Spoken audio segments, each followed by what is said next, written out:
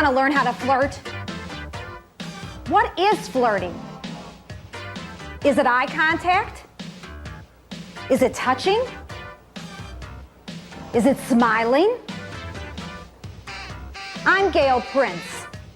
Join us for flirting, how to do it right. A class on flirting. What is flirting? Give me some words that define flirting. Blank. Playing. Chuck? Just having fun. Having fun. Another word. Sex. Sex is flirting. Not all the time, and we're going to talk about that. The first thing that a woman can do is wear props. Now, what's a prop? You all look puzzled. What's a prop? Come on up here. Show us your props. Do you see what she's wearing? These are pencils. Now, tell. Then if they want my number, I just take them. That's terrific. That's terrific. So wearing props. What's another prop? That's the best. What's another prop? A big brooch.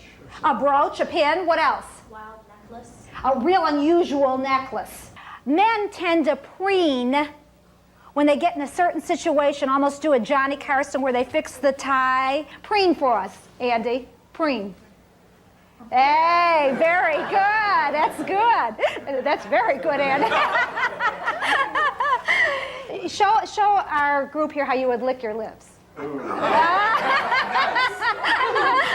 you. Okay, go. What are you reading? Oh, the Wall Street Journal stock section. Do you read that all the time? Well, pretty much on a daily basis. Why is that? Well, just trying to follow my investments. Oh, do you have a lot of investments? Oh, yeah. Really? I don't want to hear about your ex-wife or your ex-husband. I don't want to hear about your children. Don't talk about scars or operations. Nobody wants to hear about that. You did terrific. Give yourself a big hand.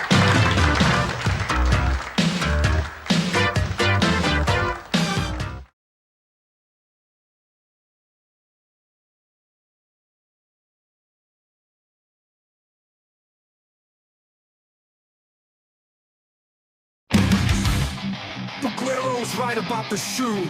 The shoe was not the same in the picture in court as the shoe pulled from the evidence bag by Trooper Bukake.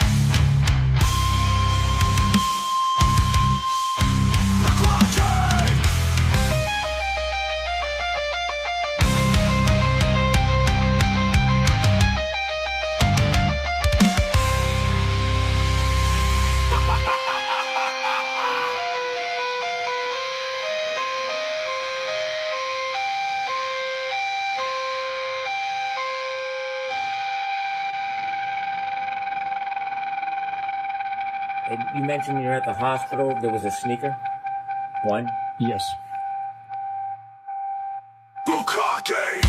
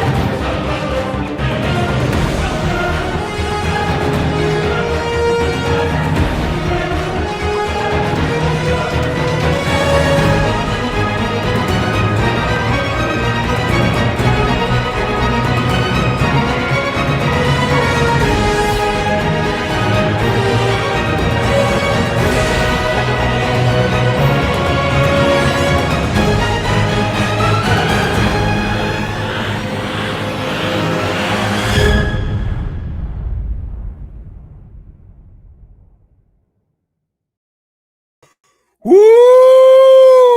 Good evening, friends.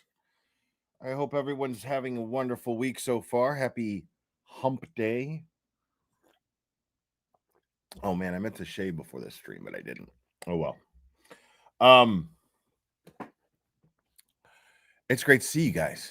I hope everybody's doing well. I'm in a very relaxed mood. I have been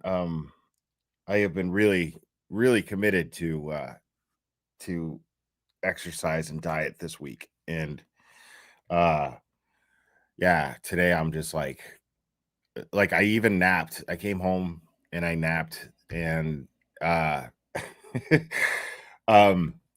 and I'm totally like still kind of, but I think we'll have fun tonight because I'm in a really good mood, though, despite the fact that I just don't feel like I have any energy at all. I'm in a really good mood. So I think we're gonna have a good time tonight. And I mean, how many people are gonna go over this fucking thing? You know what I mean? I got through 14 pages of it yesterday. This is the ADHD True Crime Channel, the official one. I'm declaring it. It is. This is where we start to read something, get bored of it, and go, we get the idea. Fuck that. And then we move on. We don't need to go through the whole rigmarole. We don't need to do that. We already know. We already all read it. We already watched it on 100 fucking channels. There's 100 fucking channels doing it right now as we speak. So the Glare Institute of Law and stuff is where Cliff Notes are allowed. Okay? Cliff Notes are allowed. So what I am going to do, though, something I forgot about, and I have it up here just in case we need to reference it or something. You know what I mean? Whatever. What are you going to do? Come on.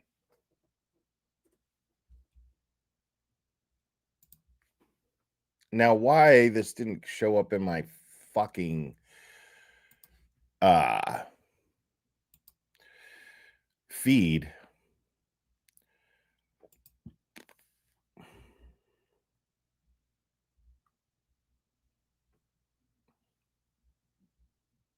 Jesus Christ, dude. I heard there were like possible updates with the Summer Wells thing, but I don't think anybody's said anything about it.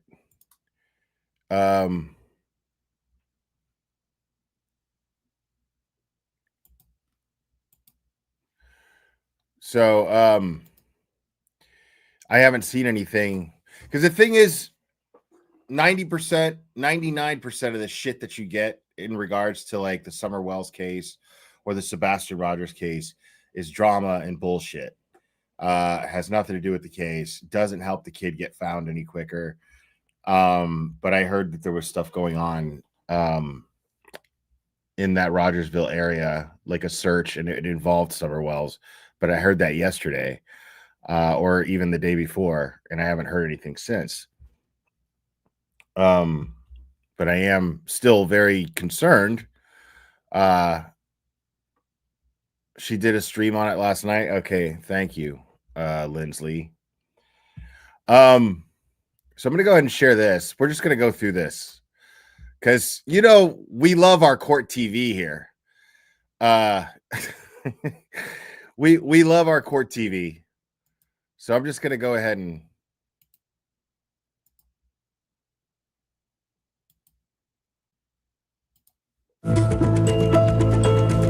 A fatal mystery aboard a Carnival cruise ship is unfolding in Florida. Anna Kepner, an 18-year-old high school senior from Titusville, Florida, was found dead aboard the Carnival Horizon on November 8, 2025. Family and classmates remember her as a straight-A student, a cheerleader, and gymnast who had recently completed military entrance testing and planned to enlist after graduation. Tonight, new details being reported about who found Anna and what the death scene looked like.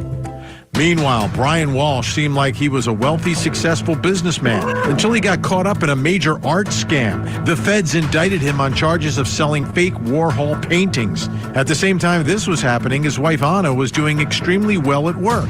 She landed a lucrative position with a realty company that had her splitting her time between home with Brian and their 3 boys and Found a dude that made money, probably had a bigger dick. Washington, D.C., where her employer was. The federal indictment and the commuting to work put a strain on their relationship. Then things went really bad when Anna seemingly vanished after New Year's Eve with friends in 2022 going into 2023. The investigation resulted in the arrest of Brian Walsh for the murder of Anna, and today, a moment no one saw coming in the courtroom as Brian Walsh makes some devastating admissions. We'll show you. And he's smiling, man. Like, what the fuck are you smiling about? What happened? But first, Karen Reed's story has become one of the most polarizing legal battles in Massachusetts history. Prosecutors accused her of striking her boyfriend, Boston police officer John O'Keefe, with her SUV and leaving him to die in the snow. Allegations she fiercely denied throughout her high-profile criminal trials. Reed insists she was framed, pointing to what she believes is a cover-up inside the tight-knit Albert and McCabe households where John O'Keefe was found. Now, after walking out of the courtroom after being found not guilty by a jury, Karen is headed back to court, filing sweeping civil lawsuits against the Alberts and McCabes and investigators, accusing them of defamation, conspiracy, and destroying evidence. How much more will be revealed about what happened the night John O'Keefe died? Now, I haven't watched this yet. And I love Vinny, bro. I do. I love Vinny. There are things I would criticize about Vinny and his reporting, but I still love Vinny. I think he's great. Overall, I mean, I struggled with, man, I want to like Vinny. I struggled with that shit for 2 years. I struggled with that shit. And then by the end of it, I think I was just so happy with the acquittal and just, I think, you know what I think it is? It's like he was teetering on the fence of whether I liked him or not, right? And then he just went right over to my side right over to my good side. He just fell right over when he played that footage for John DePipe of him getting booed. That shit was just so funny. It was so petty. It was so petty. And then I was like, I see you, Vinny. I see you, dude. Okay. Like that, it just won me over. I've loved Vinny ever since then. Now I just accept the fact that he works for a conglomerate and they're going to tell him what to say more or less. And, you know, he's got a job. It is what it is.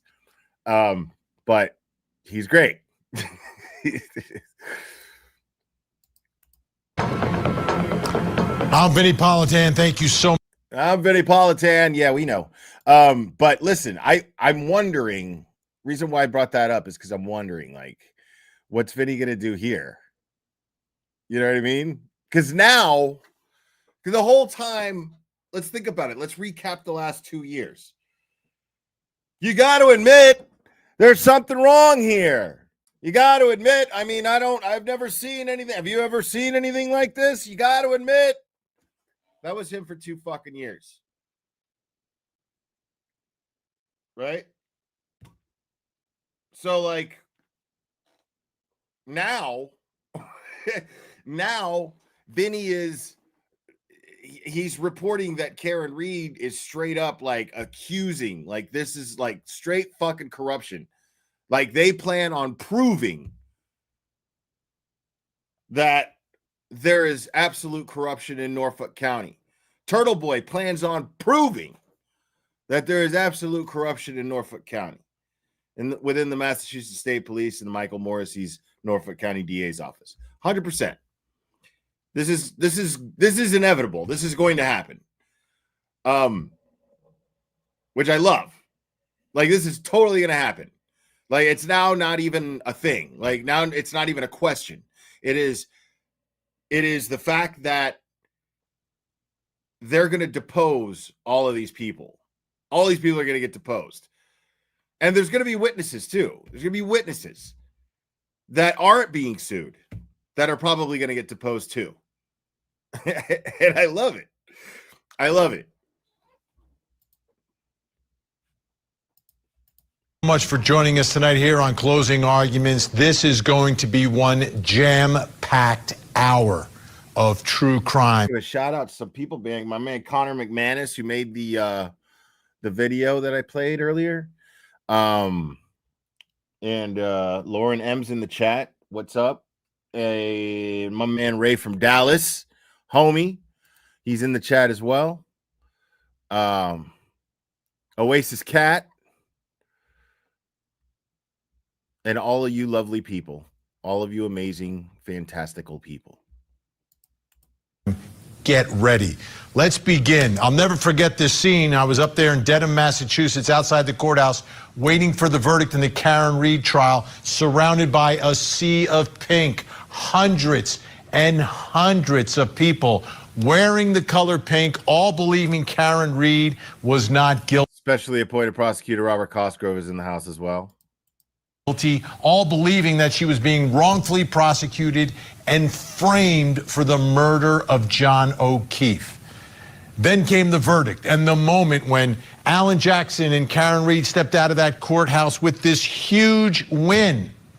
It's difficult to really talk about how big this was in the legal world. I mean, this is one that will be remembered for decades, not just in Massachusetts, but across the country. This is one of those all-time wins that you always reference and you always talk about. And this one, I think, is a bit of a game changer because it was one, it's very unusual. It was one where the public sentiment was against the government. The public sentiment was with an accused murderer. And in the end, the accused murderer was set free. Extremely unusual, and also attacking and undermining perhaps future cases involving the government. There might be, I think, a raised level of skepticism in the public discussion, and perhaps.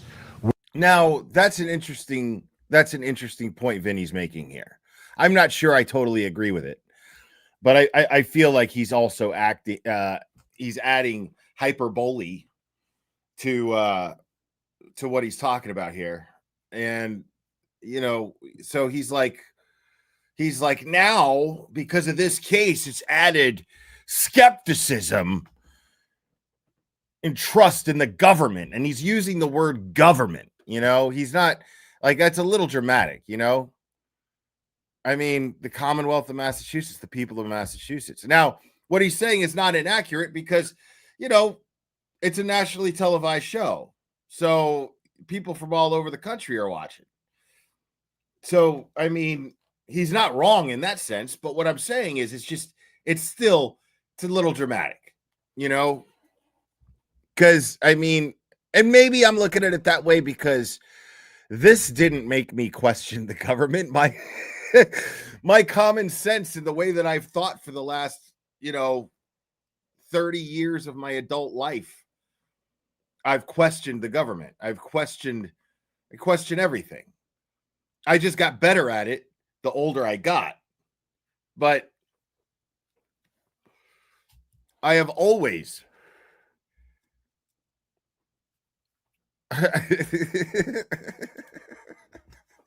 sorry, that was funny. I'm sorry. So I mean, I've always questioned these things. And when I'm watching, especially, I mean, the fact of the matter is court TV held back, like it was very bizarre. It was very strange to see so many people who are panelists on here and who are anchors on here, former attorneys, current attorneys, And nobody wanted to acknowledge, like very, very rarely would there be somebody. And if they were, it was somebody from our camp. You know, it was Nick Rocco, or it was Nurse Kim, or it was Melanie Little, or you know what I mean? It was always somebody, but everyone else who talked about this case were way too afraid to even imply that there might be corruption going on here, even though these people who have law degrees and have experience in courtrooms are seeing the same things that we're seeing.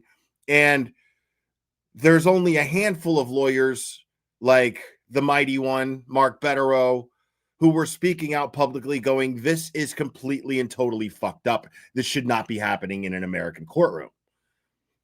I mean, the way this investigation was conducted is completely and totally fucked up. But Court TV just won't do that. Now, Vinny came close. He danced on the line a little bit. And he was like, I've just never seen anything like this before. You know, okay, I'll take it. I'll take it. But this is a stretch. It's like, I mean, I don't know. Like I said, maybe it's because I don't maybe it's because I've always kind of questioned authority. I've just had a natural instinct to question authority. And I've always done that. So to me, it's like, no, this case didn't jade me to how law enforcement conducts itself. I've seen movies. These, you know what I'm saying? Like, fictional movies are still inspired by real things that happen, dude. You know what I'm saying? And yes, dude, like every fucking Scorsese movie, dude, everything that you fucking see where there's dirty cops and there's a fucking network, it explains how dirty cops work and how the rot, as the mighty one would put it, the rot in these DA's offices and police and police headquarters, these police forces, they're gonna have these problems, and there's gonna be corruption. And it's not so hard to believe that there was clearly some classic good old boy bullshit going on, but it was happening in Canton, Massachusetts. You know what I mean? It's not so hard to believe this. Like it's just not. That's what always. That's why I'm just like, Vinny. Nobody here is, you know, like nobody here is jaded to, you know, authority or the government because of the Karen Reed case. You know, like that's just silly. Like all of us with a lot of common sense are saying, well, this doesn't turn us off to the police. We understand we need the police. We appreciate good cops. You know, we do back the blue in the free Karen Reed community. We absolutely back the blue in the free Turtle Boy community. We back the blue. We don't blame the entire entity for a few bad apples. So Vinny's just kind of getting a little it's like, relax, bro. It's not that serious. With jurors who were sitting down and listening to evidence in courtrooms. So this was a big, big case. And the defense won despite the fact that Judge Cannone kept out a lot of the evidence that the defense wanted to present. I mean, the case they presented wasn't exactly the case that they... I mean, look at there's some passive aggressive shit going on here with Vinny's show, bro. Like, look at that picture of Bev. That is not a flattering picture at all. That is a picture that that's somebody's job to find the picture that absolutely captures what is going to appeal to the public when they show this woman. And this is exactly, as soon as we see her, we go, oh man, look at her. Fuck. Like, think about it. Just all you have to do is think of one person. I'll start with somebody. I'll fucking use one person as an example. One person that everyone knows as an example. Imagine Alan Jackson is watching this court TV thing and he sees that picture of Bev. What do you think his reaction is? If he's sitting there by himself, he's just gonna, you know, he's gonna be like, he's gonna do something like, you know, or he might even just be like, dude, I fucking hate that bitch. You know, who knows? But he's definitely gonna react negatively because we know how Alan Jackson feels about Judge Beverly Cannoni. And that's all of us. Like the second that we see that picture, like what picture do we pick of this woman where she just looks straight up? Like, I mean, the only thing missing from that image is her in like some SS attire, dude. Like, like a big, like these collars that come up to here. They got these SS's right here. And I'm telling you, look at her, the look on her face. My Führer. My Führer. My Führer. My German is terrible. She looks, yeah, that's all I'm saying. Yeah. She looks like she is enjoying the smell of gas. That's all I'm saying. That's all I'm saying. She looks like somebody who enjoys the smell of gas. That's all I'm saying. They wanted to present to the jury. Judge Cannoni kept out a lot of records, phone records, witnesses, testimony, and allegations that the defense wanted to put in front of the jury, but were unable to. So here we have a civil case that's now been filed by Karen Reed against the folks in that house and some of the investigators. And the question tonight really is, what will we learn? House defendants, bro.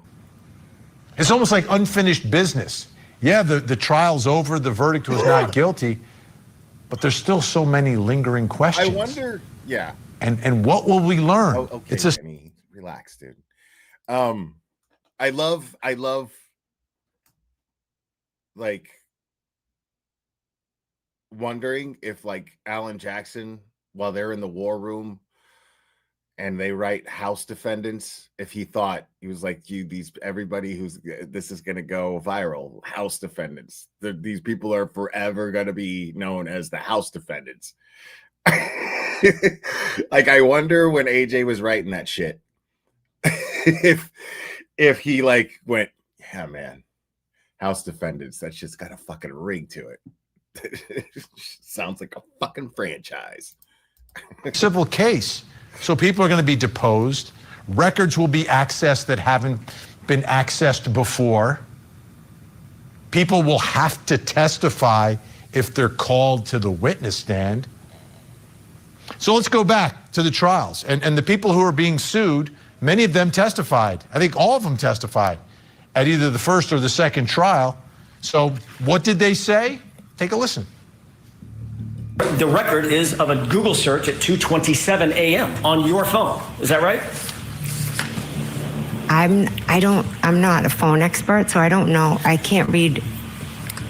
You're well. That never gets old. I love it. I love it.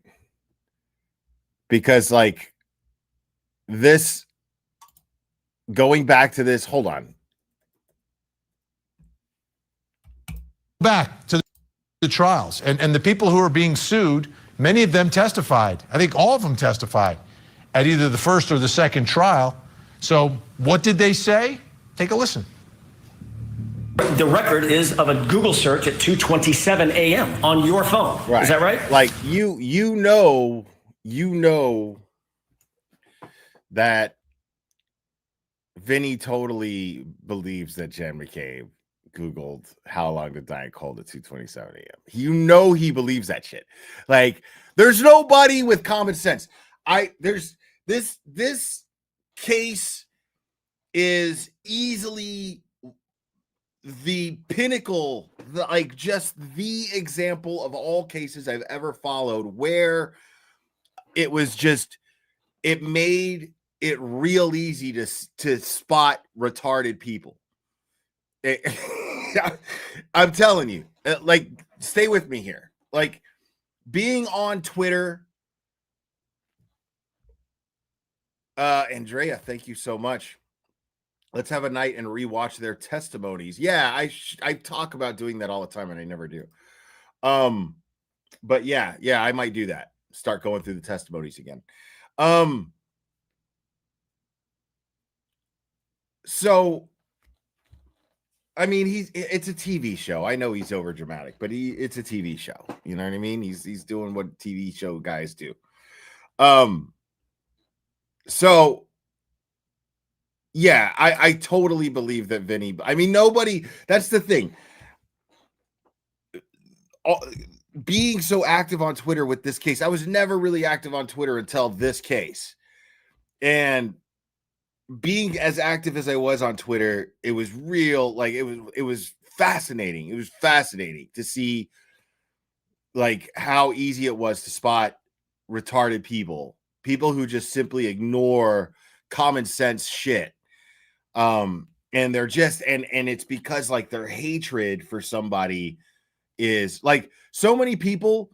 There's so many people that thought Karen Reed was guilty, only thought she was guilty because they hated Turtle Boy. Think about the absurdity in that. I want you to really, really drink that shit in for a second. Just imagine completely and totally ignoring facts and doing everything you can to influence public that someone who is innocent of a crime and all the facts dictate that they're innocent of a crime, they do everything they can to have that person thrown in jail simply due to the hatred for a completely separate person. Just think about the absurdity in that.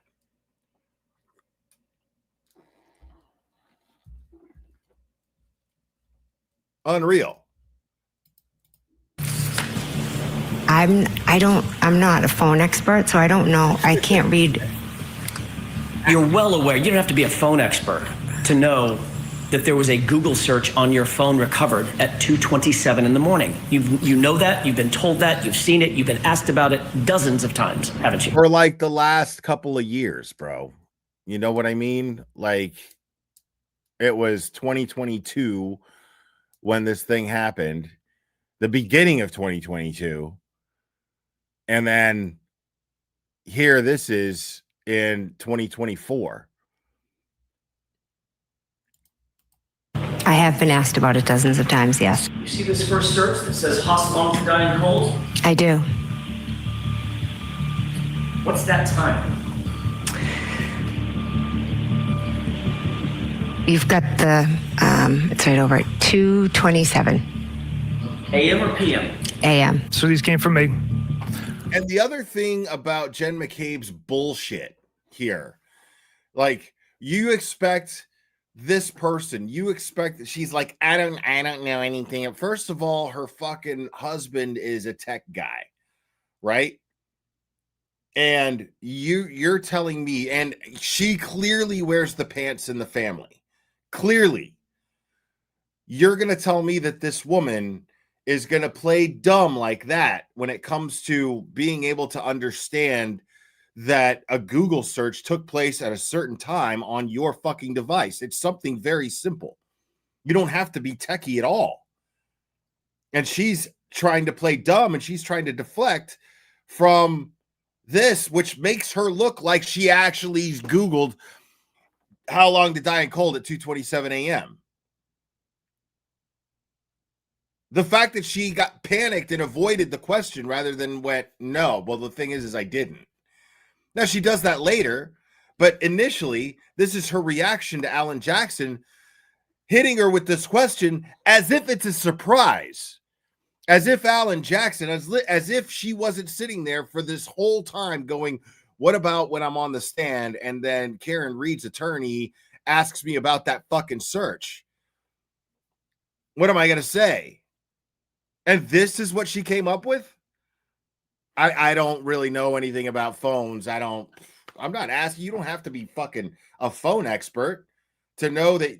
I mean, you or did you not fucking Google 2:27 a.m. how long to die in cold? It's very simple. So that response is extremely suspicious, and it happens in open court during a murder trial.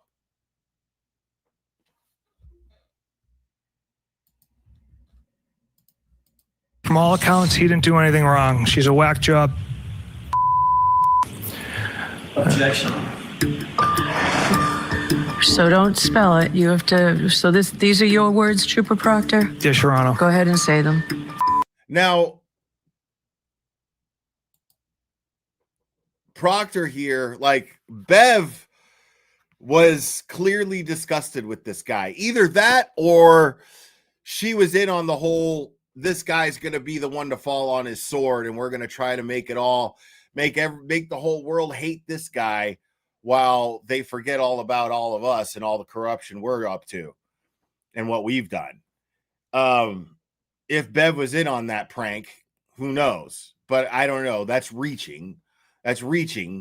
But you know, and that's the thing is what it boils down to. The common consensus is that she just didn't like Alan Jackson, and that makes sense. That tracks. You know, that Beverly Cannoni simply just couldn't stand Alan Jackson, couldn't stand Karen Reed, and just was so incredibly biased and emotionally charged during this trial that it clouded her judgment.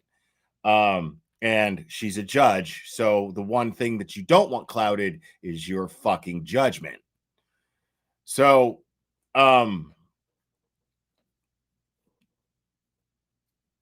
but you could tell that she is clearly disgusted. Like, I'm gonna make this motherfucker say what he said. Like, you those are your words. You said that shit. Fucking say it out loud. You had to know. You know what I'm saying? Your dumbass had to know that you were going to get called out for that shit and probably on the stand in a courtroom.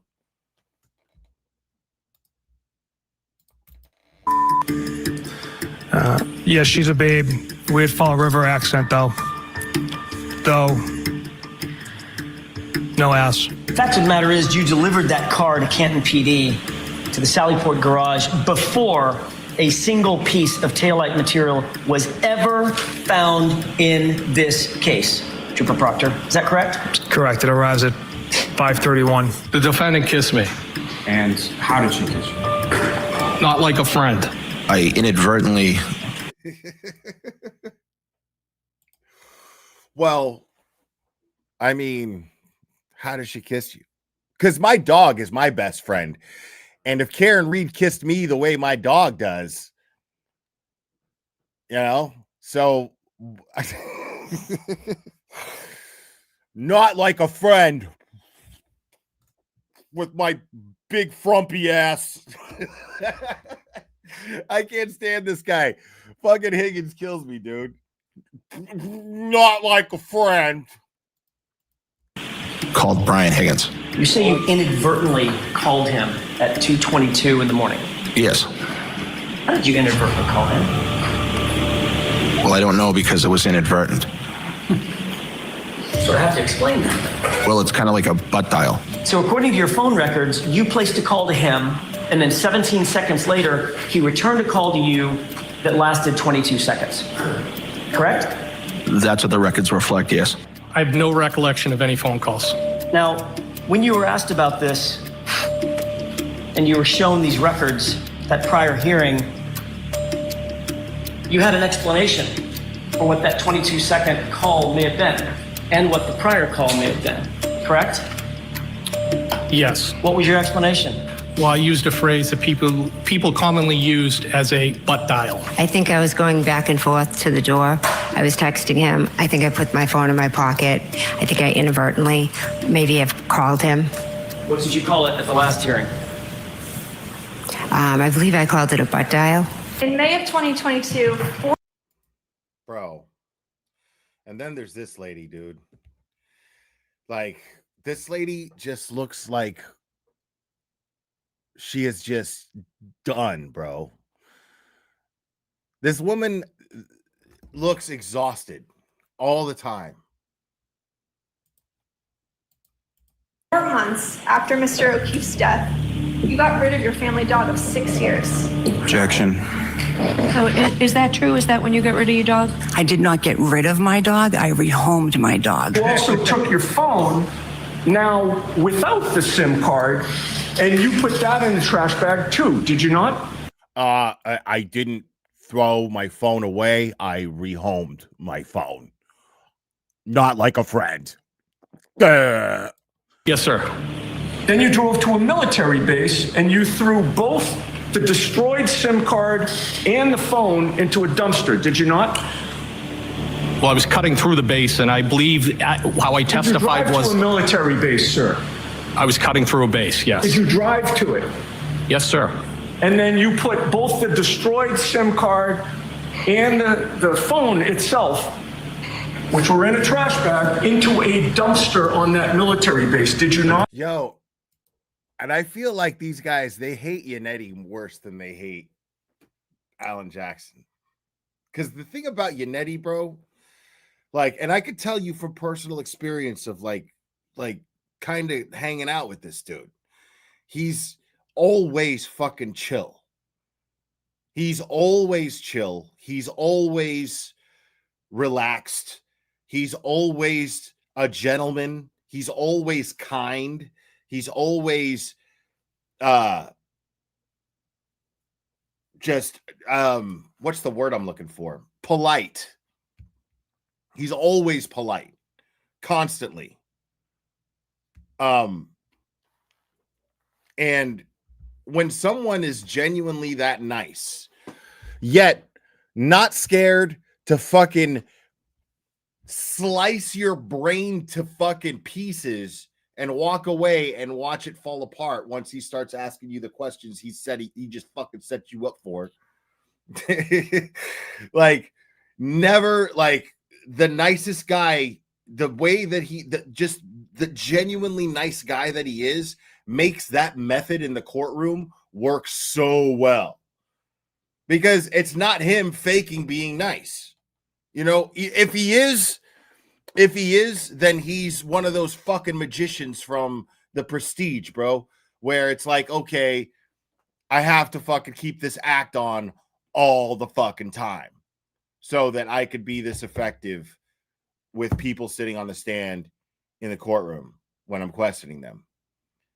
Like, I truly believe, yeah, that him being the kind person genuinely, because a lawyer can fake that, but you could spot that shit if you fake it. You can't spot it if it's not fake.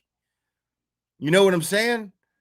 And he will use that shit. He will use being the nicest, most polite guy in the world to effectively question you on the stand. And it's fascinating to watch.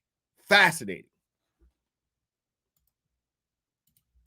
I believe that's what I did, yes. Did you tell those law enforcement agents on August 9th, 2023, that you saw Brian Higgins and Chief Berkowitz go into the Sally Port together and alone with the SUV for a wildly long time? That was my recollection at the time. But it was a false memory. I almost forgot about all this. I mean, how many butt dials were there? Okay, so let's get to the civil complaint. This is the lawsuit Karen Reed has now filed. See, Vinny's taking his little jabs, man. Vinny's doing what Vinny does, man. Don't hate on Vinny. Don't hate on Vinny. He took his little jab there. Against many of these people. It reads, in part, in the early morning hours of January 29th, Mr. O'Keefe was killed in the defendants' Brian and Nicole Alberts' home at 34 Fairview in an altercation during a late-night house party with other defendants after a night of heavy drinking. The House defendants responsible for Mr. O'Keefe's death, some of whom had professional experience with police investigations, concocted a plan immediately after the altercation to avoid culpability and to frame Karen Reed. Proctor and others shielded the House defendants by intentionally sidestepping fundamental investigatory procedures. Proctor reported in text messages just hours into the investigation that the House defendants weren't going to get any bleep for this because he... Dude, of course someone like Bev is going to hate Bob Alessi, bro. Dude, Bob Alessi, I had the honor of having Bob Alessi and David Yannetti on here, along with all the other homies that we have in this community to raise money for Turtle Boy. And fucking Bob reveals that he was in like a fight club, bro. What? Like in his 50s, his family like made him stop. His family made him stop. But he was a boxer, and then he couldn't get licensed to box, and then he was just like, okay, well, I'm just gonna fight on the ground. Like, what, dude? Like in my 50s. Yeah. Dude, go back and watch my Turtle Boy stream, dude. Like, I'm telling you, like that dude is an animal. Like, I'm trying to tell you that Bob Alessi is the dopest human being alive. I have said this many times. I stand by it. Like, I want more stories. I want a Bob Alessi autobiography. That's what I want. I want that to happen. Like, I can't wait for this podcast. Like, supposedly they got this podcast in the works.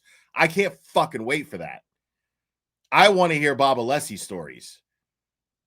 He's 67, maybe 68. I don't know if he's had a birthday since we met. I would imagine he has. It's been over a year, right? And the guy's life experience is insane. Like, it's crazy. And then this dude, with every passion that is within his being, fights for Karen Reed to beat a local government from fraudulent charges, from being fucking framed and railroaded. Dude's amazing. Meaning Brian Albert is a Boston cop. Proctor then went so far as to manufacture evidence to ensure that Ms. Reed, not his friends and fellow law enforcement officers, was to blame for Mr. O'Keefe's death. This included planting evidence at the scene. These are the allegations, folks. Take a look at the actual counts now. These are the counts of the... Vinny with his little low-key, not so low-key disclaimers. These are the allegations, folks. He might as well be going in no way, in any shape or form, is Court TV implying in any way that the opinions expressed and this are the opinions of Court TV and blah, blah, blah, blah, blah. He's totally not doing that. Like, he's practically doing it, though. He's practically doing it. Complaint. Count 1, malicious prosecution under the Fourth Amendment. Count 2, supervisory liability. Count 3, conspiracy to deprive Ms. Reed of her Fourth Amendment rights. Count 4, Massachusetts Civil Rights Act. Count 5, common law malicious prosecution. Count 6, intentional infliction of emotional distress. Count 7, civil conspiracy. Now, finally, let me read the official statement to Court TV from Karen Reed's attorney, Alan Jackson. Get set. Today's filing speaks for itself. It is a meticulously documented civil action grounded in evidence, law, and the Constitution. For more than 3 years, Karen Reed was dragged through a baseless criminal prosecution engineered by individuals who abused their authority, manipulated the investigative process, and trampled her rights. Our complaint lays out in stark detail the malicious prosecution, the conspiracy, the civil rights violations, and the intentional misconduct that these defendants visited upon an innocent woman. If these defendants want to answer for that under oath, we welcome it. What we will not do is legitimize a threat to file some imaginary defamation case. That threat is nothing more than a desperate attempt by these defendants to distract the public from the very real legal jeopardy they now face. When people start waving around defamation claims to mask their own legal troubles, it tells you everything you need to know. They don't want sunlight, they want silence. Karen Reed spent years fighting for her freedom against a corrupted investigation. Now she's fighting for accountability. And unlike the criminal case, this time the defendants don't get to hide behind badges, back-channel favors, or manufactured narratives. They will have to answer in a court of law for every lie, every omission, every manipulated report, and every constitutional violation they committed. Karen Reed is not backing down. Our team is not backing down. Accountability is coming, and these defendants can threaten all the phantom lawsuits they want, but the truth doesn't flinch. Bro. Fucking shoot. Alan Jackson, y'all.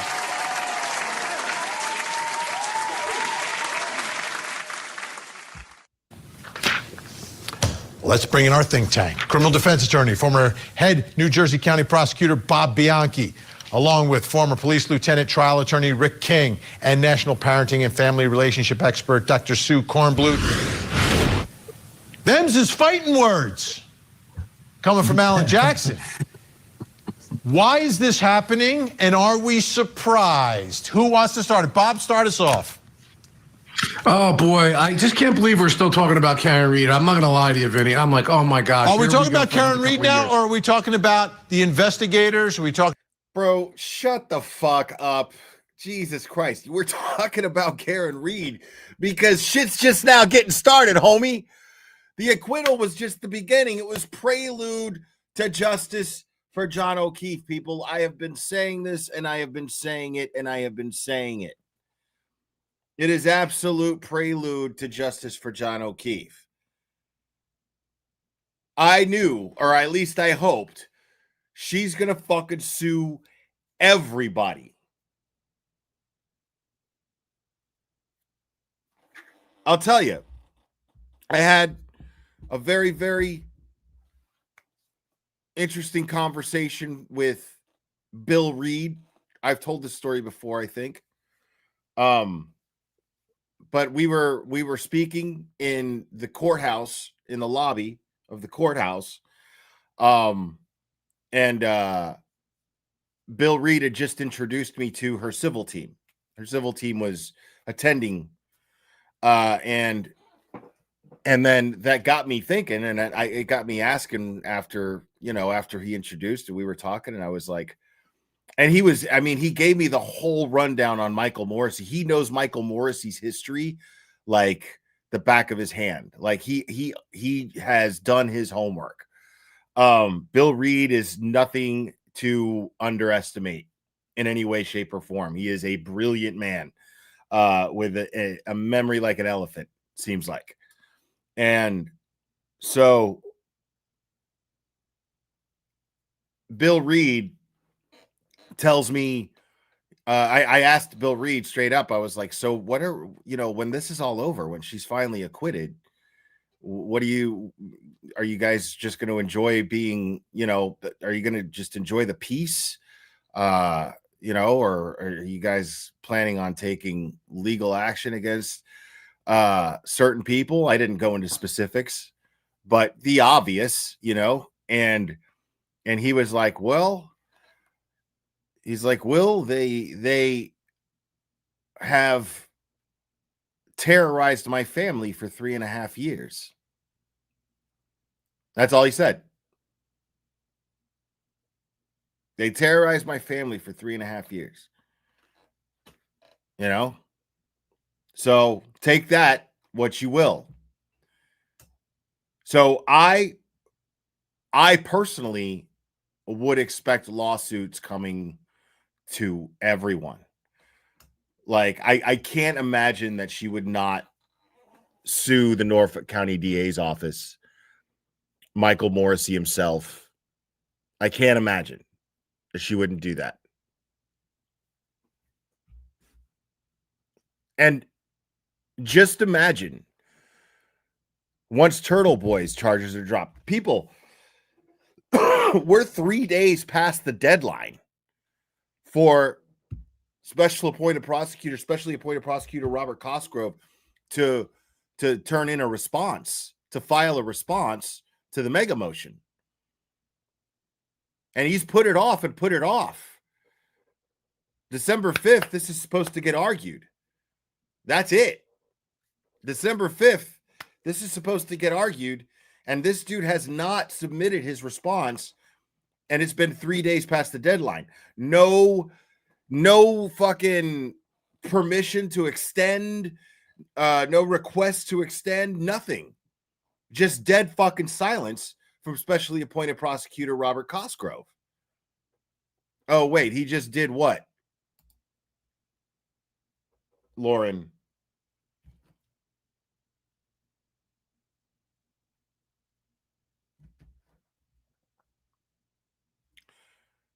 Let me see something here. Unless you're like Rain Man answering a question from a half hour ago. No, I'm just kidding. Bro, what is going on with Gatuni, bro? Gatuni is off the chain these days, bro. Holy shit. Don't worry, I'm going to come back to. Hey, and yo, prayers and positive energy, man, to Nate the lawyer. He went down. He had brain surgery today. He had a tumor, and they're removing the tumor today. Hopefully he's doing well. I really like Nate the lawyer's channel. He's really, yeah, he's awesome.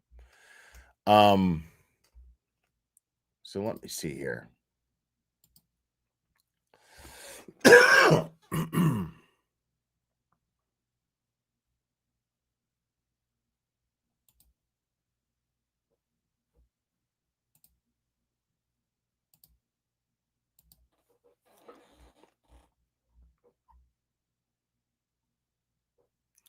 I'm not seeing anything.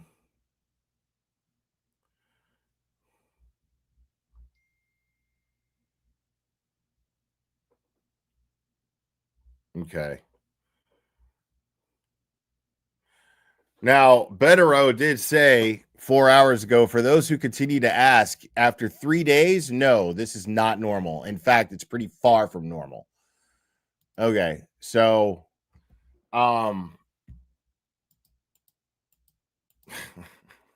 okay. Yeah, we're just gonna ignore that. So okay, thank you. Appreciate it. So I mean, think about what's going to happen once Aiden's charges are dropped. I can't imagine. Now, I mean, of course, like, it's not that I'd feel one way or the other about it. It's just that when I'm trying to like predict something, I can't imagine Aiden, Mr. Media, Dr. Turtleboy Carney not suing the balls off of fucking everybody that he possibly can who put him through this shit for the last 2 years. I can't imagine.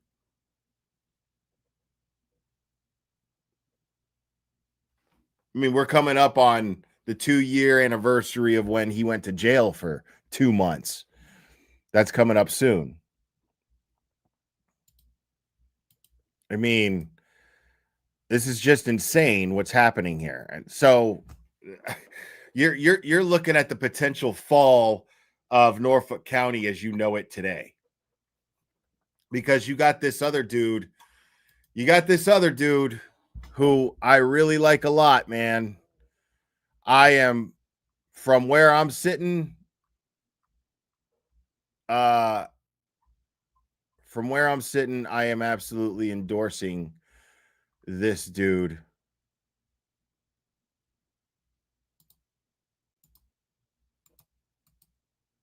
Oh shit.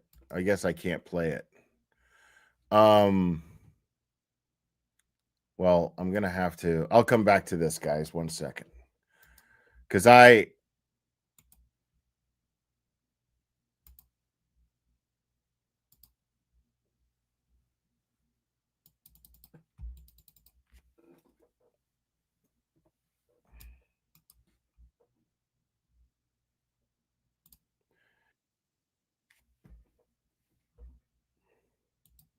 Adam Deitch, people. Adam Deitch.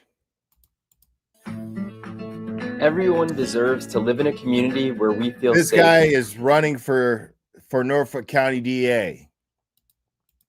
where we have trust in our leaders to serve with competence, integrity, and professionalism. My name is Adam Deitch. I grew up in a community with safe streets, good policing, and faith that those in power were honest, hardworking public servants. Until 10 days ago, I served as a federal prosecutor in Boston. I took on cases throughout Massachusetts: bank robberies, gun and drug cases, child exploitation, cyber stalking, and all kinds of fraud. But what I spent most of my time doing is trying to root out public corruption in our state, including and especially right here in Norfolk County. I left my job in the U.S. Attorney's Office because when I see a problem, I want to solve it. Over the course of my career, I've learned that the overwhelming majority of police. So this man basically he was working for the U.S. Attorney's Office, and he was fucking rocking in there, and then he ends up being like, something's fucking wrong in Norfolk County. That place is on fire. Basically, it needs a change. That's the vibe I'm getting. This is totally this guy's campaign. Is basically, I saw this place really needing a change, and I'm stepping up. And that's a hell of a thing to do. That is a hell of a campaign strategy. I'll tell you that right now, because that's what the people of Norfolk County want right now. That is undeniable. That is not disputable. Everyone in Norfolk County has been wanting this. Someone like a guy like this to step up and say something's wrong here, and I'm going to take the reins. I'm just as sick of this shit as you are.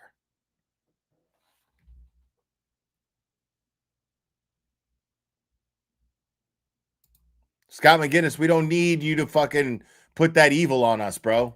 Police officers and prosecutors work hard and do the right thing. I've also been proud to stand shoulder to shoulder with members of law enforcement who work tirelessly to keep our streets safe. But I also know there can be grave consequences when they don't. I've seen firsthand what happens when police and prosecutors take shortcuts, rush to judgment, and then stubbornly won't consider other possibilities. That's what's been happening in Norfolk County for far too long. That's why I'm running for Norfolk County District Attorney as a prosecutor, not a politician. Norfolk County deserves leaders we can be proud of, who serve with honesty, transparency, and accountability. This campaign is about more than electing a new district attorney. It's about building a culture of accountability and integrity where professional police work protects victims, not insiders, and where we follow the evidence no matter where it leads or who. Dude, how am I following this case for the last 2 years and not fucking pitching a tent right now, bro? I mean, this dude is he's this dude is saying everything right. This guy is saying all the right things. Scott McGinnis, stop it, bro. Stop it, you negative motherfucker. Listen, man, if everybody goes out and votes, I'm going to do everything I can, man. I'm going to do everything I can to, most of my followers here now are Massachusetts based these days. And I'm going to keep reminding everybody to go out and vote for this guy, man. This is the change. This is the best chance you got. This is the best change that you're going to get coming up. He's saying everything that we've all been wanting somebody to step up and say. It implicates. That's the standard I've lived by prosecuting corruption throughout Massachusetts, and that's exactly what I'll do as the next Norfolk County DA. Together, let's build a district attorney's office we can be proud of. I guess Crawford backs this dude now. Okay. I thought he was backing somebody else. Whatever. Hold on, let me get this back up.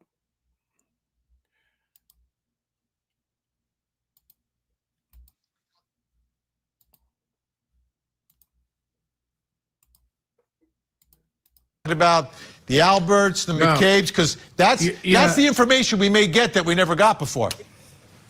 Okay, so here's another thing, too. You can't hide behind the Fifth Amendment either. You're a plaintiff in a lawsuit. It's a completely different thing. I filed a lot of civil rights complaints against errant police officers and police departments. And while I think this investigation was a disgrace from a prosecutorial and police misconduct, the question is whether or not it's a viable 42 U.S.C. 1983 federal civil rights and Massachusetts civil rights violation, where there's all sorts of immunities that protect government entities, by the way, which aren't even sued here, shockingly to me. Well, they will be. They made a claim, so they're going to file the suit against the police and the town and everything else. That's coming up. Yeah, but I'm just going to say that here's my point. I've done this. The bottom line is dollars at the end of the day. And she's going to be subject to being cross-examined as well during the course of this case. And the issue is going to become whether or not the police department had a custom practice and policy of deliberate indifference. And the best thing the police department did was removing Proctor from its department, because it shows it took affirmative action, because they will not indemnify a police officer who intentionally lies or intentionally does something wrong. The city's going to say, hey, we did what we could have done. He went outside the guidelines or the bounds. Go after him. And you know what about him? I'm betting he doesn't have a lot of money. That's all I got to say. Typically, in every lawsuit, Vinny, what you're looking for a tort feasor, and someone with the ability to pay. And that's what this comes down to. And I'm with Bob on that. Eventually, they're going to have to add the agencies, because that's where the long money comes from. Who's denying that? First of all, who the fuck? Yeah, and why was that guy so fucking mad? Calm down, bro. Who's denying that? Of course they're gonna try to get a fucking payout. They want to hit these people in their fucking wallets, of course. That's the whole point of a lawsuit. Why the fuck not? Oh, it's about the money, so? But you know what? It's not just about the money. It's not just about the money. Like, I'm telling you, man, canceled Karen. Y'all know her as Critical K. You'll see her dumbass show up on Twitter from time to time with some stupid ass opinion. And she got sued for defamation for $10 million. And she didn't put up any type of defense at all. She even was told, because she lived in Michigan and the lawsuit was coming from Louisiana, I believe. And so Kurt from Uncivil Law actually covered this quite a bit. He went over her lawsuit. And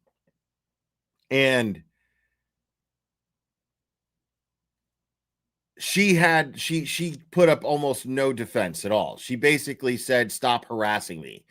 This was her defense. La, la, la, la, la. You're not suing me. You're not suing me. You're not suing me. That was her defense, basically.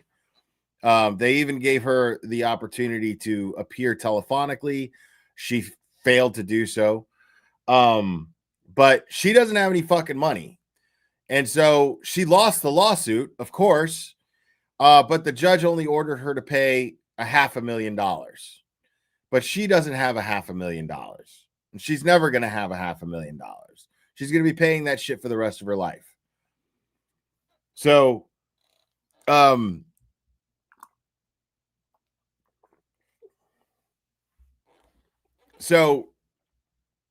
this is, of course, what's going to happen. A lot of these people, I mean, for the amount of money that I'm sure she's going to sue them for, considering the damages that she has endured, it's going to be a hefty amount.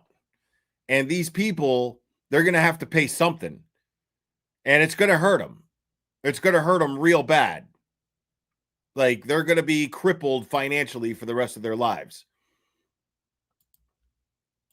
What's up? What's up, Mazza Media? This lawsuit is filed because on some level, there's a money grab at the end.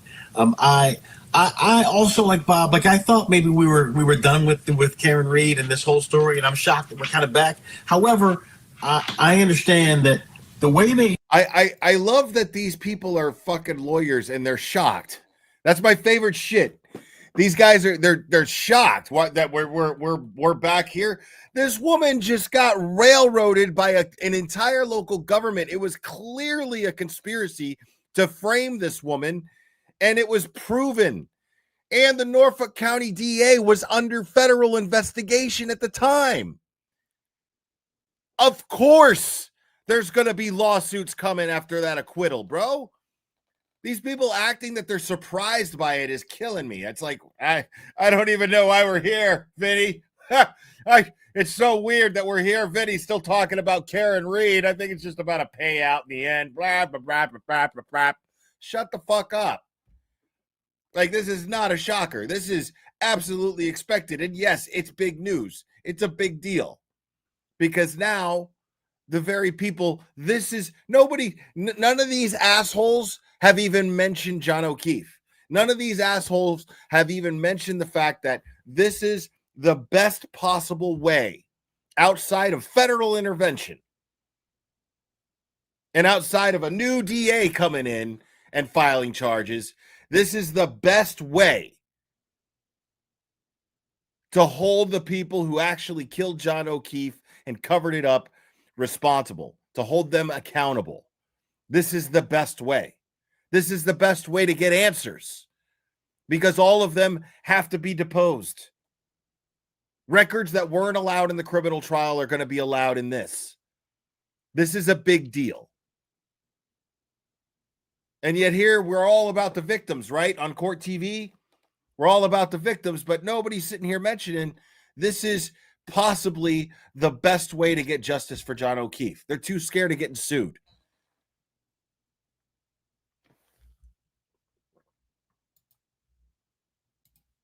The way that her lawyers responded and the way the lawsuit was written, it reads badly. However, there are allegations at this point that need to be proved. It reads badly. It reads badly. Listen, I'm going to always go with the Mighty One over you.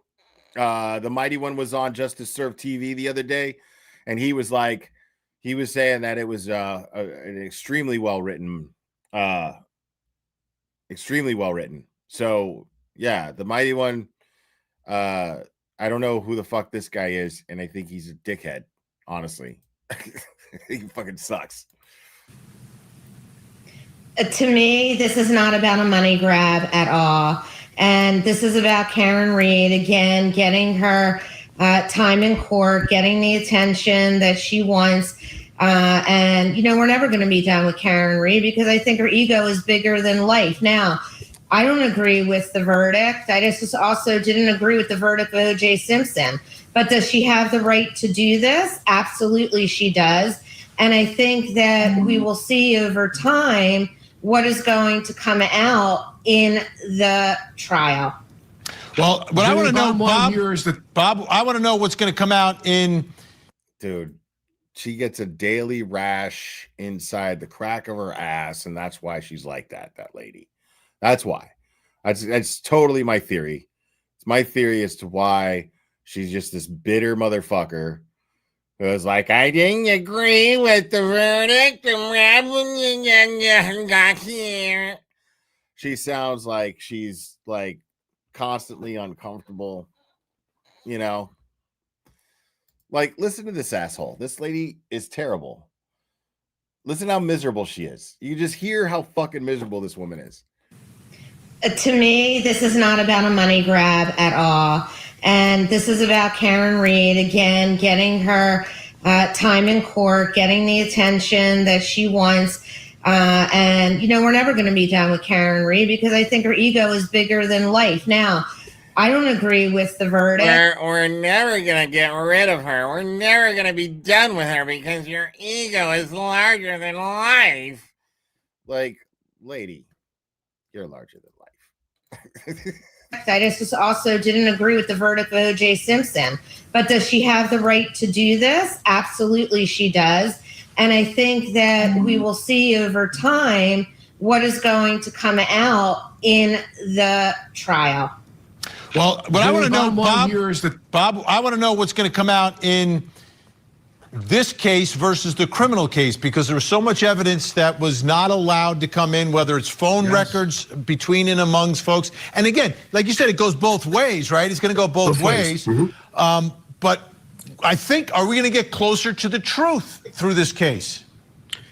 Yeah, I hate to talk about OJ. I'm going in the way back machine, but absolutely in a civil case, as a prosecutor, by the way, I used to love when there was a civil case because I knew through the vehicles of interrogatories and depositions and all the documents you're allowed to subpoena, there are very little and few objections that you can get in a civil case to getting much more information. I know it sounds odd than you can in a criminal case. So a lot more data is going to come out here for sure on both sides of the equation, but in particular for the plaintiff, for Karen Reed. She's going to get a lot more data and information. What the lawyers want to do is they want to tie in under a case called Beck. This guy's giving me a fucking headache. Versus the city of Pittsburgh. I'm trying not to impress you too much, Vinny, but bottom line here is breathe, bro, breathe.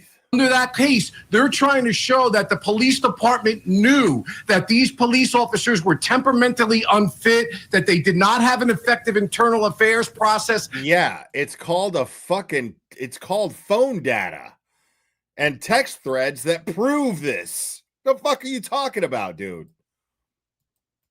And as a result of that, the constitutional errors to Karen Reed were because of the department's failures to properly supervise the police department. Stay tuned. That's exactly where they're headed. Rick, this is...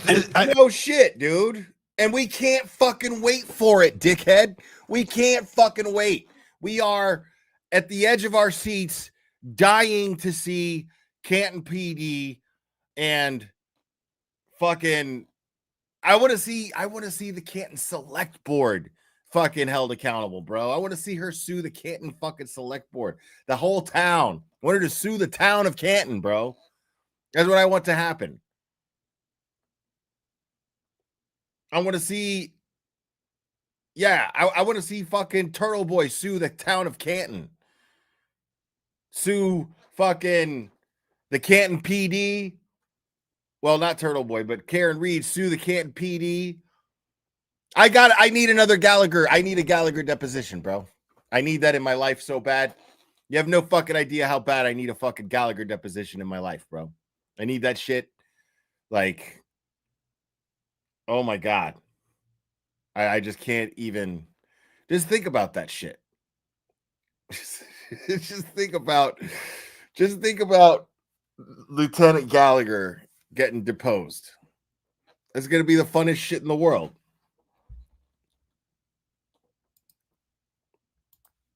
I think what everybody wants, everyone at home watching right now, everyone that got invested in this case, I think they all want the truth. Like, what happened to John O'Keefe? Will that question be answered here? There you go, Vinny. I don't know, Vinny, but here's what I do know. Something that you said in the leak. Hey, they got to answer it. See, Vinny is like, I'm tired of this shit. Saw Vinny just lost his shit. He was like, no, what? Because clearly this is the road we're headed down. How can we not? How can we know that right now, man? We got to get these people on the stand and we got to talk. But here's what you said in the lead-in that leads into that question. In my lifetime, from the time that I was a cop till now working as a criminal defense attorney, from my lifetime, the pendulum has swung on the public's desire and ability, or not ability, but their belief in the testimony and the credibility of police officers standing on their own. That's changing. And when you put these officers on the stand, when they've already testified to all these little maybe sneaky or what appear to be sneaky or improper conduct offenses, man, that's going to look bad. And I think that she is counting on those little fires that they started in the criminal trial burning brighter and stronger in the civil trial. They're going to settle the case because it's going to cost so much to litigate. They're going to throw a huge number out there. This case will never go to trial. We're not going to get the truth. You guys are telling me. You're out of your fucking minds, dude. If these people fucking settle, they're practically admitting to what they're being accused, what she's accusing them of. right? Unless I'm wrong. That's a Melanie Little question right there. I don't know.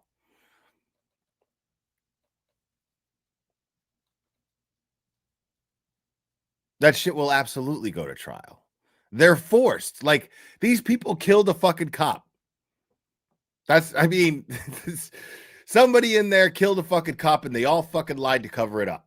That's a fact. That happened. There's so much proof of this. I have no fucking, I am absolutely and totally convinced of this.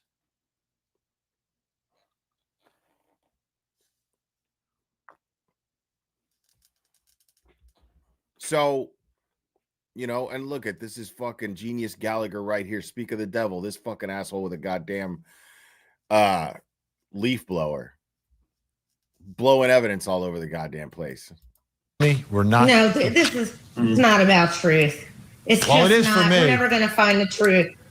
I love Vinny, and you gotta give it to Vinny, bro, because Vinny's also everybody up there. Nobody up there is supportive of Karen Reed suing these people, except for Vinny. Vinny is like, no, you guys. Vinny totally knows that this is the way to go. Well, okay, but I don't think we're going to get to it. Never going to find the truth. It is for well, me. Okay, but I don't think we're. Vinny said it is for me, man. Going to get to it because what is the truth really here? And I don't think that they did a good enough job on either side to prove what the truth really was. And so I think we're going to have a lot of problems discovering it here as well. We're out of time for this segment. You want the you have the truth for me, Bob? You can't handle the truth. I can handle the truth. You want the truth? Vinny, you want the truth? The Attorney General should step in, or the feds, and investigate the malfeasance and misconduct of the police officers. That's where you'll get the truth. You're not going to get it in a civil case. All right. Dude, listen. At the prestigious Blair Institute of Law and stuff, homie, that was just talking to you, okay? These depositions are going to help in the federal investigation, for the federal investigation to take place. This is part of the whole purpose. What are you talking about? Nobody's saying, oh, okay, well, that's where you're going to get the truth. And of course, you're going to get evidence. You're going to get contradicting stories. You're going to get one story here and one story there. Like, you have two separate trials where these people testified under oath. They made statements to the police prior to this, and now they're going to be deposed under oath. So, yes, these things can be, I wouldn't say expected, but if there's going to be a federal investigation, of course this stuff is going to be used as evidence. Of course this is going to be used to show that these people have been lying. So to sit here and be like, oh, you're not going to get to the truth on the civil case. No, but the civil case is going to provide the stepping stones to getting to the truth. So, yeah, I agree. The federal investigation is where you're going to get the actual answers that matter. Of course. And I agree with him. This is what we all want. But the thing is this civil case is not just a cash grab. This civil case is going to help towards that investigation, if that investigation is to take place. But if not, it's justice in some way. Somebody is being held accountable to some degree, in some way, shape, or form. And I'll take it. When we come back, same town, same courthouse, another trial. Brian Walsh, shocking moment today. We'll show you what happened, plus coming up next hour. Tonight on Vinnie Politan investigates a mother's cross-country drive ends in heartbreaking mystery. Melody. Oh my God, what? Oh my God, hold on a second. I gotta refresh.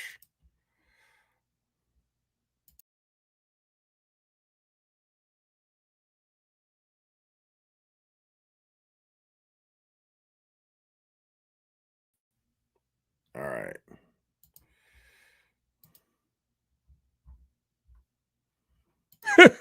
Oh, here we go. I think we got a super cat. Super cat. I think we got a super cat. Super cat. Super cat. Super cat.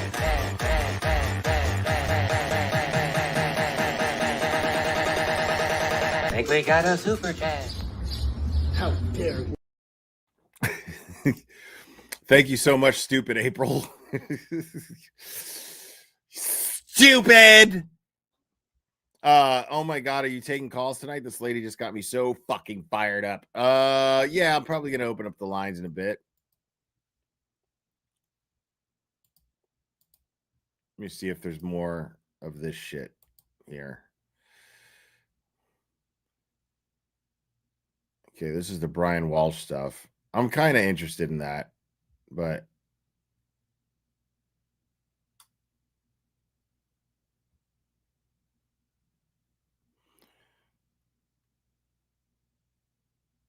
okay, yeah, I think that's it for that.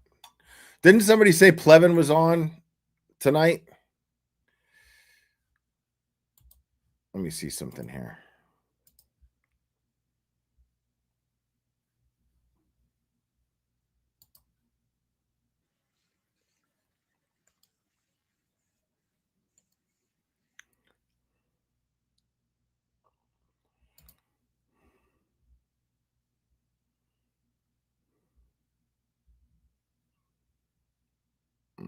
No, yeah, that's the last thing that's available. So I guess Plevin was on like a live thing. Probably won't get to watch it till tomorrow.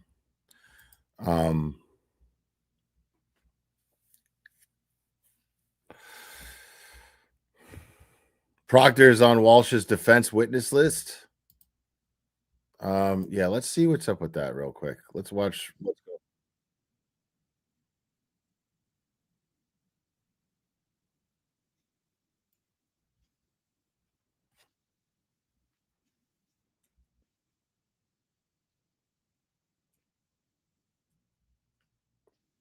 One second, guys. There we go.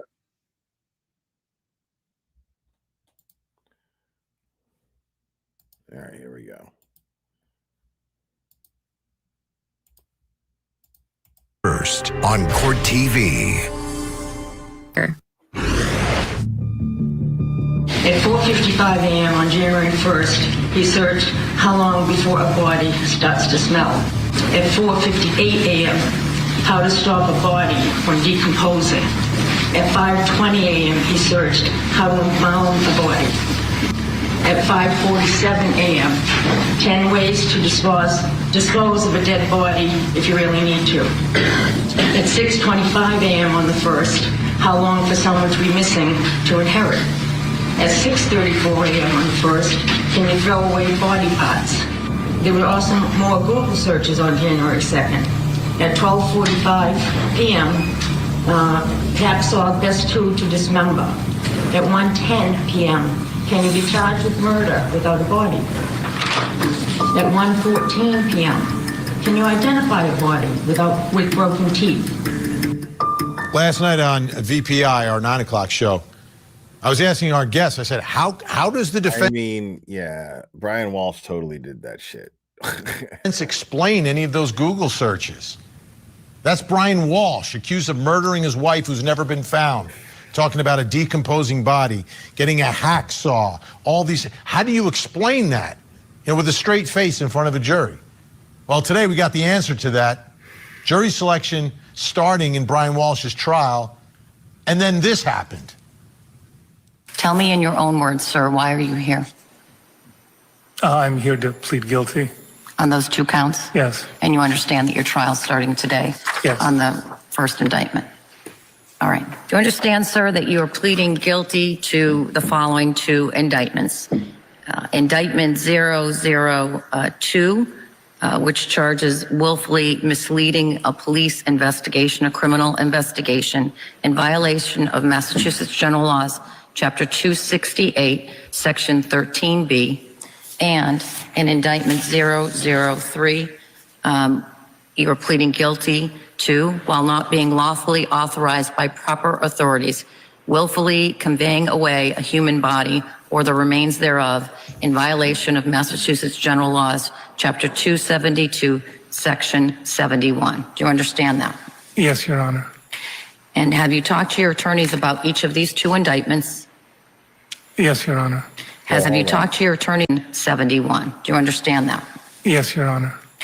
And have you talked to your Section 30B and General Laws, Chapter 268, Section 13B, and in Indictment 003, you are pleading guilty to, while not being lawfully authorized by proper authorities, willfully conveying away a human body or the remains thereof in violation of Massachusetts General Laws, Chapter 272, Section 71. Do you understand that?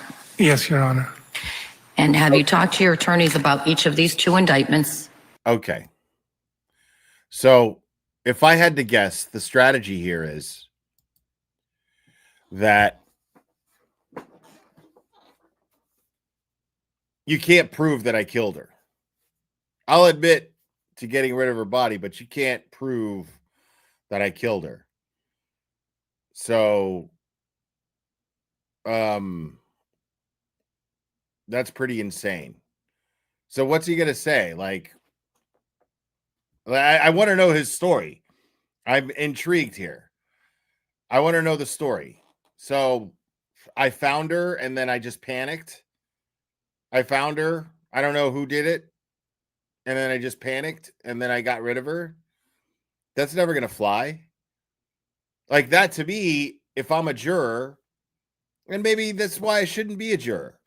I'm going to go, no, man, this motherfucker did that shit. I couldn't be able to go home. I wouldn't be able to sleep at night knowing, you know, this guy is admitting and like, I know this guy fucking killed her. Like I fucking know it, you know, like at that point you just know it in your gut. You know, I can't imagine being a juror and being like, no, well, they failed to prove that he killed her. So, you know, and I don't know, maybe I could, maybe if I was in that situation and I was in that room with a bunch of other jurors, maybe I could just be like, well, you know, I mean,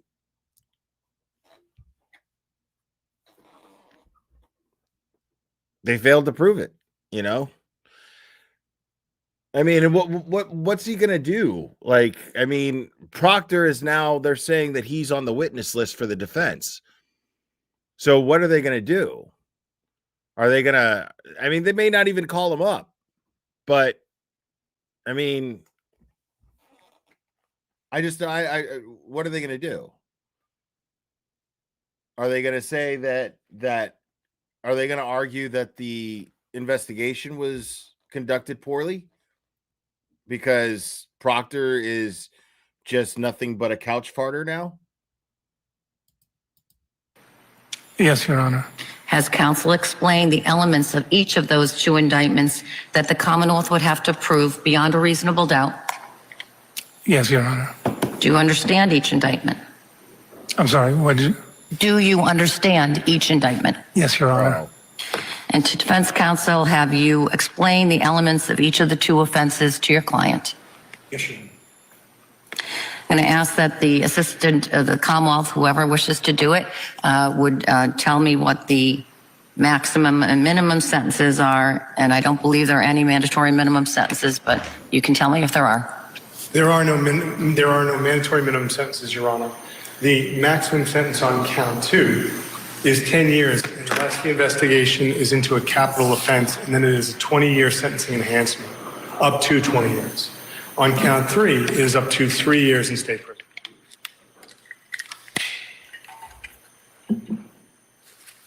Thank you. I make the following findings.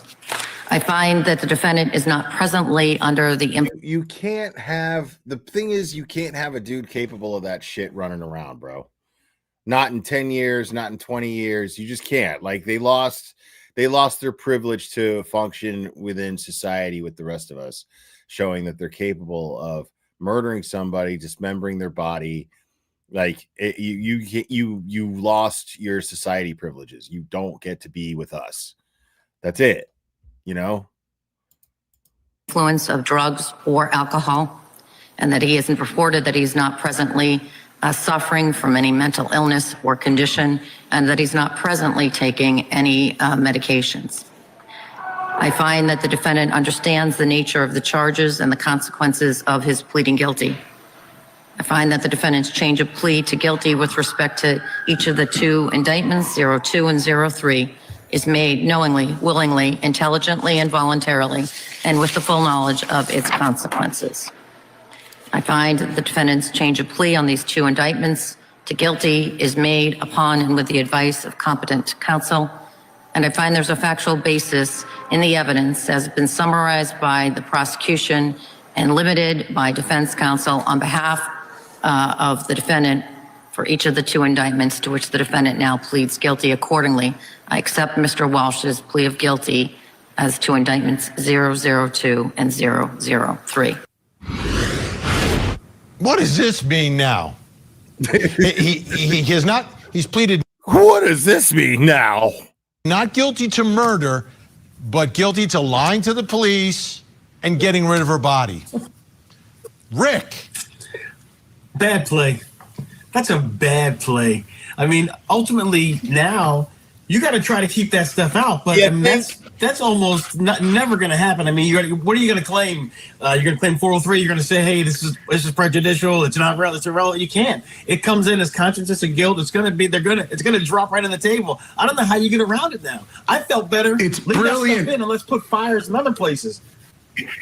It's brilliant. It's a good idea. It's a brilliant legal move, and I'm going to tell you why. The suspicious prosecutor in me says, why would a defendant do this? Because it's so devastating. And so I got to start being creative. I'm going to assume the defendant's not an idiot, and I'm going to assume the lawyer's not an idiot. And why would this happen? Well, they got to still prove he committed murder, a knowing and purposeful act. Let's think about defenses here. Maybe passion provocation, maybe self-defense, maybe after all that he needed to get rid of the body. But I'm going to tell you a nugget that I found. If it's true, and I don't know, it could explain all the internet searches, so on and so forth. She took an insurance policy out. So he's saying exactly what I said.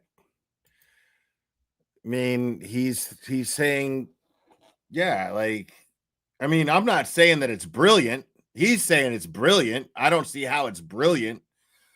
You know, but it's like, okay, prove. It seems like a troll. Like, it doesn't seem like a brilliant defense strategy. It just seems like a fucking troll. Like, okay, yeah, I got rid of her body, but, you know, now it could be brilliant. Could be brilliant. Maybe the whole point is to work out a deal to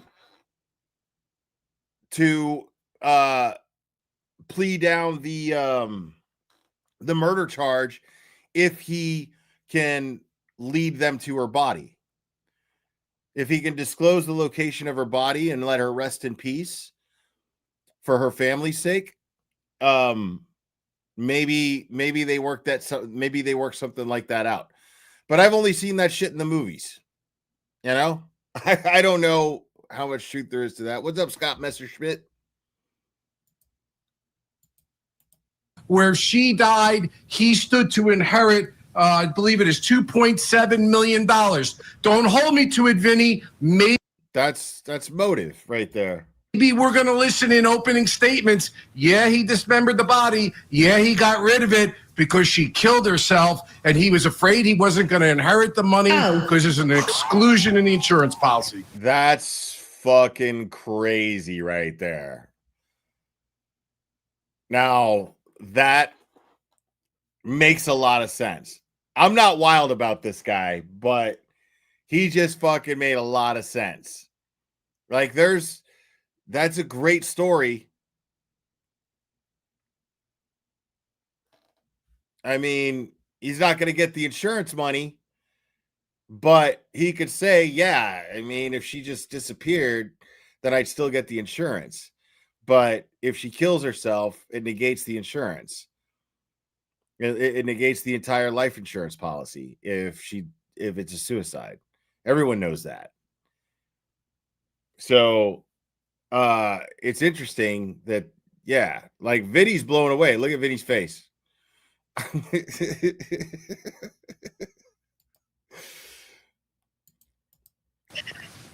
Oh, stop it. Stop it. Stop it. No way. That's a great movie script, but I don't think that's what's going on here. She's right. It's a great movie script, but this guy is just like, I'm telling you, this is what it is. This is what it is, and I'll have a fucking heart attack to convince you. Look, what I think happened here is that there's 3 reasons why this is happening. 1, he needed the money, so he killed her. 2, he wanted to get rid of her because she cheated on him. And 3, he just wanted to keep her quiet because he probably knew so much about what he was doing that was illegal. Wait. And number 4. That's what I said last time we talked about this. For all the text messages that he was doing on his child's device, so he thought he wouldn't get caught. Come on. Dr. Sue, wait a second. You're talking about what you believe the truth to be. I'm talking about what a defense is going to be in a courtroom. They are two. If you believe the courtroom is a place for the truth, I'm talking then about. I don't. Vinny loves this shit. Look at Vinny. Vinny is like, yeah, this is good television. Yeah. Yeah. He's drooling. I don't know what to say. I'm talking about what smart jury members are going to think when they see all of this and put the pieces of the puzzle together. You don't need to be a genius to figure this one out. But as a defense lawyer, you got to dance with the one you brought. You've got to have an explanation. And I'm telling you, it may not be the truth. Good luck. Good luck. I'm going on record right now to tell you, if I ever get in trouble, Bianchi's my guy. That is my guy. I can't disagree with that. I can't disagree with that. Like, that dude is absolutely the lawyer you want if you get accused of some mad shit. So let's unpack this just a little bit. So, not going to point the finger at somebody else, like there's like a third party involved here. It's either got to be something less than murder, some sort of tragic accident or passion provocation, or she took her own life. Here's the only problem, man. The amount of lies that he has told police leading up to this right now, it belies anything that he might come up with to say she killed herself. If she killed herself. That's also a great point. I mean, you make the guy out to be a liar already, and he's pleading guilty to being a liar, basically. They're just gonna find him guilty of murder. Like, there's no way that he skates, dude. There's no way that this guy fucking skates from a murder charge. I just don't see it fucking happening. And like, we know he's not gonna walk now. I remember I was saying, like, this dude might fucking walk. Thanks to Proctor, thanks to all these fucking idiots. Maybe, but he's pleading guilty to 2 of these charges, where one of them, there's no minimum, but the maximum can get you up to 20 years if it turns out to be a capital thing. But 10 years max, if not. So he's going to do some time for sure. The thing is, though, will he get away with murder? That's the question. Because we all know he fucking did it. Like, stop it. We all know he fucking did it. So Brian Walsh was framed by Colin Albert. I love it. Right. Why did you lie about your mom? Why did you lie about going to Home Depot or the Home Depot store? Why did you make right? Like, I mean, the thing is he pled guilty to lying to the police. Like, so he's already admitting that he's a liar to the jury. You know what I mean? And so the jury is just going to not believe anything this guy says, and anything that he comes up with, they're just going to be like, dude, no way. Like, we know you killed this woman, bro. Like, you're going to fucking prison. all these lies? Why were you someplace that you weren't supposed to be while you're on pre-sentence probation? Why are all these lies? Why are these obstacles? The only answer that I think is, unfortunately, can they not bring up? Yeah, they can't bring up. His charges won't come in. Okay, good point. I was actually wondering about that. I just assumed why not? Like, how is that not? I don't see how that's not evidence. I actually wondered about that, but I don't see how that's not evidence, though. Ultimately, I felt like, okay, well, if he's been already charged and he pled guilty with these, why would the jury not know that?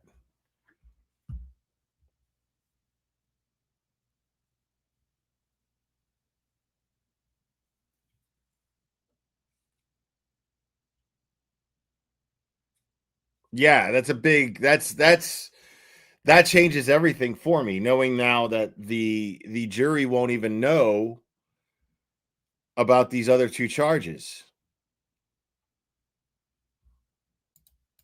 The defendant in this case is he killed her. Yeah. And they're going to bring all these things in. I imagine right now.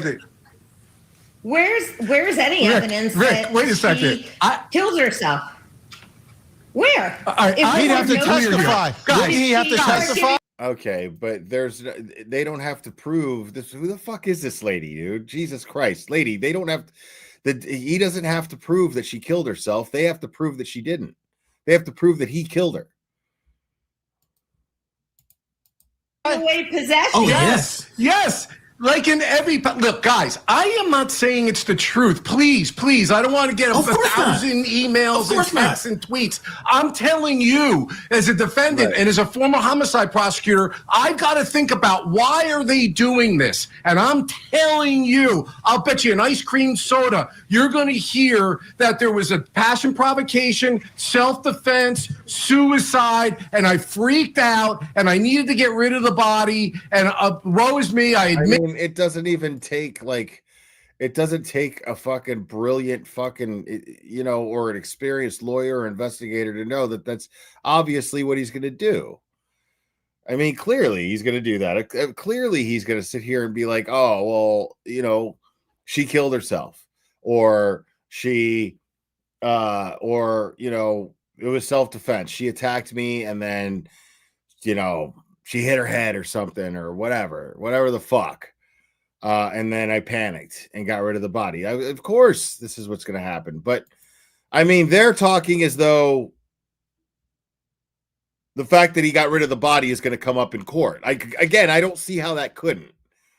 Like, you guys saying that they can't bring it up, I call bullshit on that. Like, I'm sure they'll file a motion to try to keep it out, but I don't see how they would keep that out. Like, that's vital evidence in convicting somebody of a fucking murder.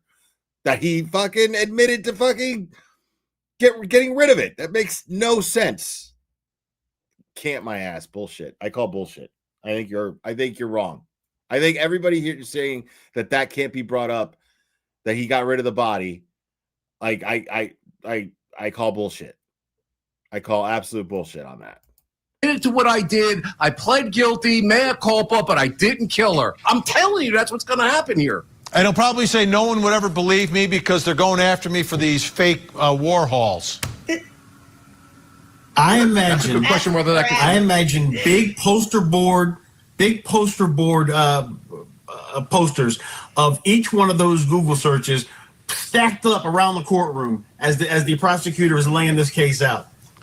But then he turns around and says, "Yeah, I did it. I admitted I did it. I told the judge I did it." Right? I'm being honest with you, folks. Guys, but he's got to testify, right, Bob?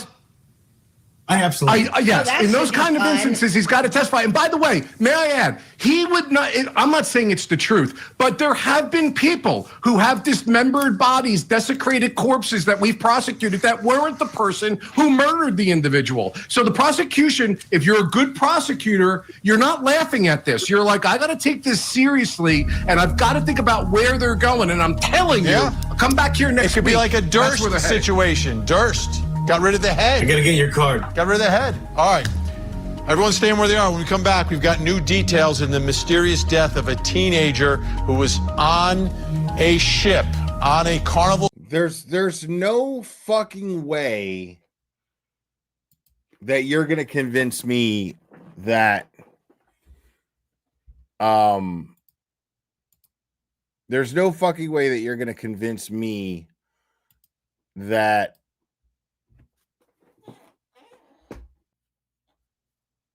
the fact that he is pleading guilty to getting rid of a body, the very body of the person he's being accused of killing, can't be used against him in a court of law.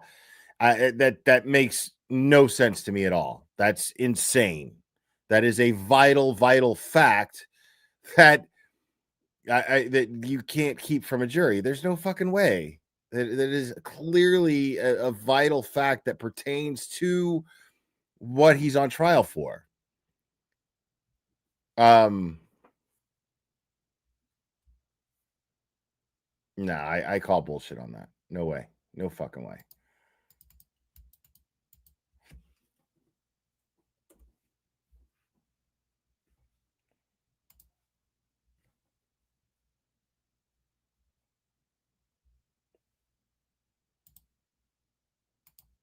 Phone lines are open.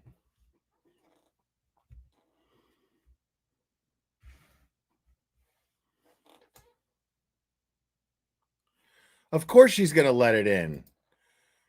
Yeah, why wouldn't she let that in? That is vital information. That is vital information that absolutely pertains to whether or not this man killed his wife. He admitted to getting rid of her body. You can't use that? Get the fuck out of my face with that. That's the stupidest fucking thing I've ever heard in my life.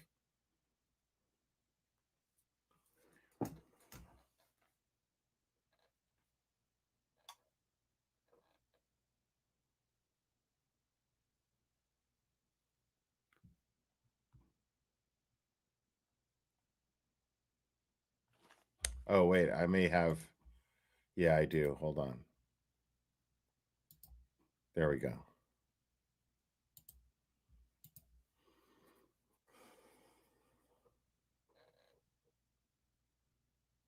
Yeah, that just doesn't track at all. Like, the public would not stand for that.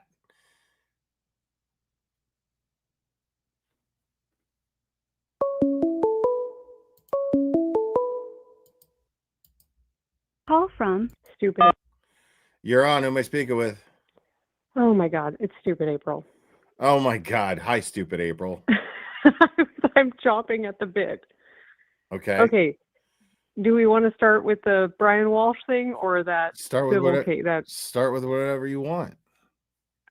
okay. Well, let me get that psycho bitch off my mind right now. Okay. Which- I was which getting psycho- so pissed. Which psycho bitch are we talking about? The one that was on Ted's show Oh, that was okay. saying all with the bad voice. Vinny's show. Oh, yeah, that, my bad. Her saying, like, she started out with saying, oh, I don't agree with the verdict and all that. Like, so basically she's saying she should have been guilty. And then right on the heels of that saying, oh, this isn't about the truth. We're never going to get the truth. The investigation was so bad. It's like, okay, but you expected her to be guilty? Like, those two things can't be true at the same Well, time. she said she You can't didn't agree with the verdict, so she obviously believed that she was guilty. So she's obviously Right. automatically retarded. Automatically. I'm like, you can't, those two things can't be true. You can't Right. say that we'll never get to the truth because the investigation was so bad, yet she should have been guilty. Yeah. So that infuriated me. Right, because it wasn't just about the bad investigation. It was a lot Right. of other Well, things too. All the things, yeah. You just can't say like, oh, we're never going to know the truth, yet I believe this woman should be convicted. The thing is we know the truth. The only thing that we don't know is exactly what happened inside 34 Fairview to John O'Keefe. Right. We all That's know the he wasn't only hit thing by we a don't know. car. We know everything He else. wasn't, Like, yeah. he wasn't hit by a fucking car. We know that for a fact. Like, so. Right. We know he wasn't hit by I don't a know car, why we. so which by definition, I mean, just by default, he was killed inside 34 Fairview and put out there on the lawn. We know that. Like, the only question is what exactly happened inside and who did it. That's Right. the only thing that remains to be seen. But everything else we know. You know what I mean? Right. It's just which variation of the players, you know, Right. which role did they all play? Right. And we still even pretty much know that. Like, we know Jennifer McCabe was trying to run point. She's a control freak and she was running point on the whole goddamn thing. Yeah. she definitely knew, despite what loophole lawyer likes to say, like she fucking acted way too shady. There's no way you behave like that without knowing exactly what's going on. I agree. Okay, so Brian Walsh.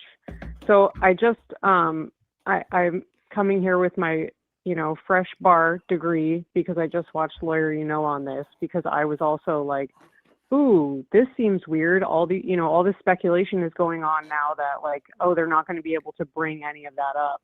And him and his dad were both on talking about it, and it was like, yeah, there may be things that end up getting not being relevant because he pled guilty. But a bunch of that stuff, the Google searches and stuff, like this is all going to go towards consciousness of guilt. So it is still evidence relevant to proving the murder. Right. I mean, I don't know, there's no person who like accidentally dies and then you go, I should make this look like a murder instead. Right.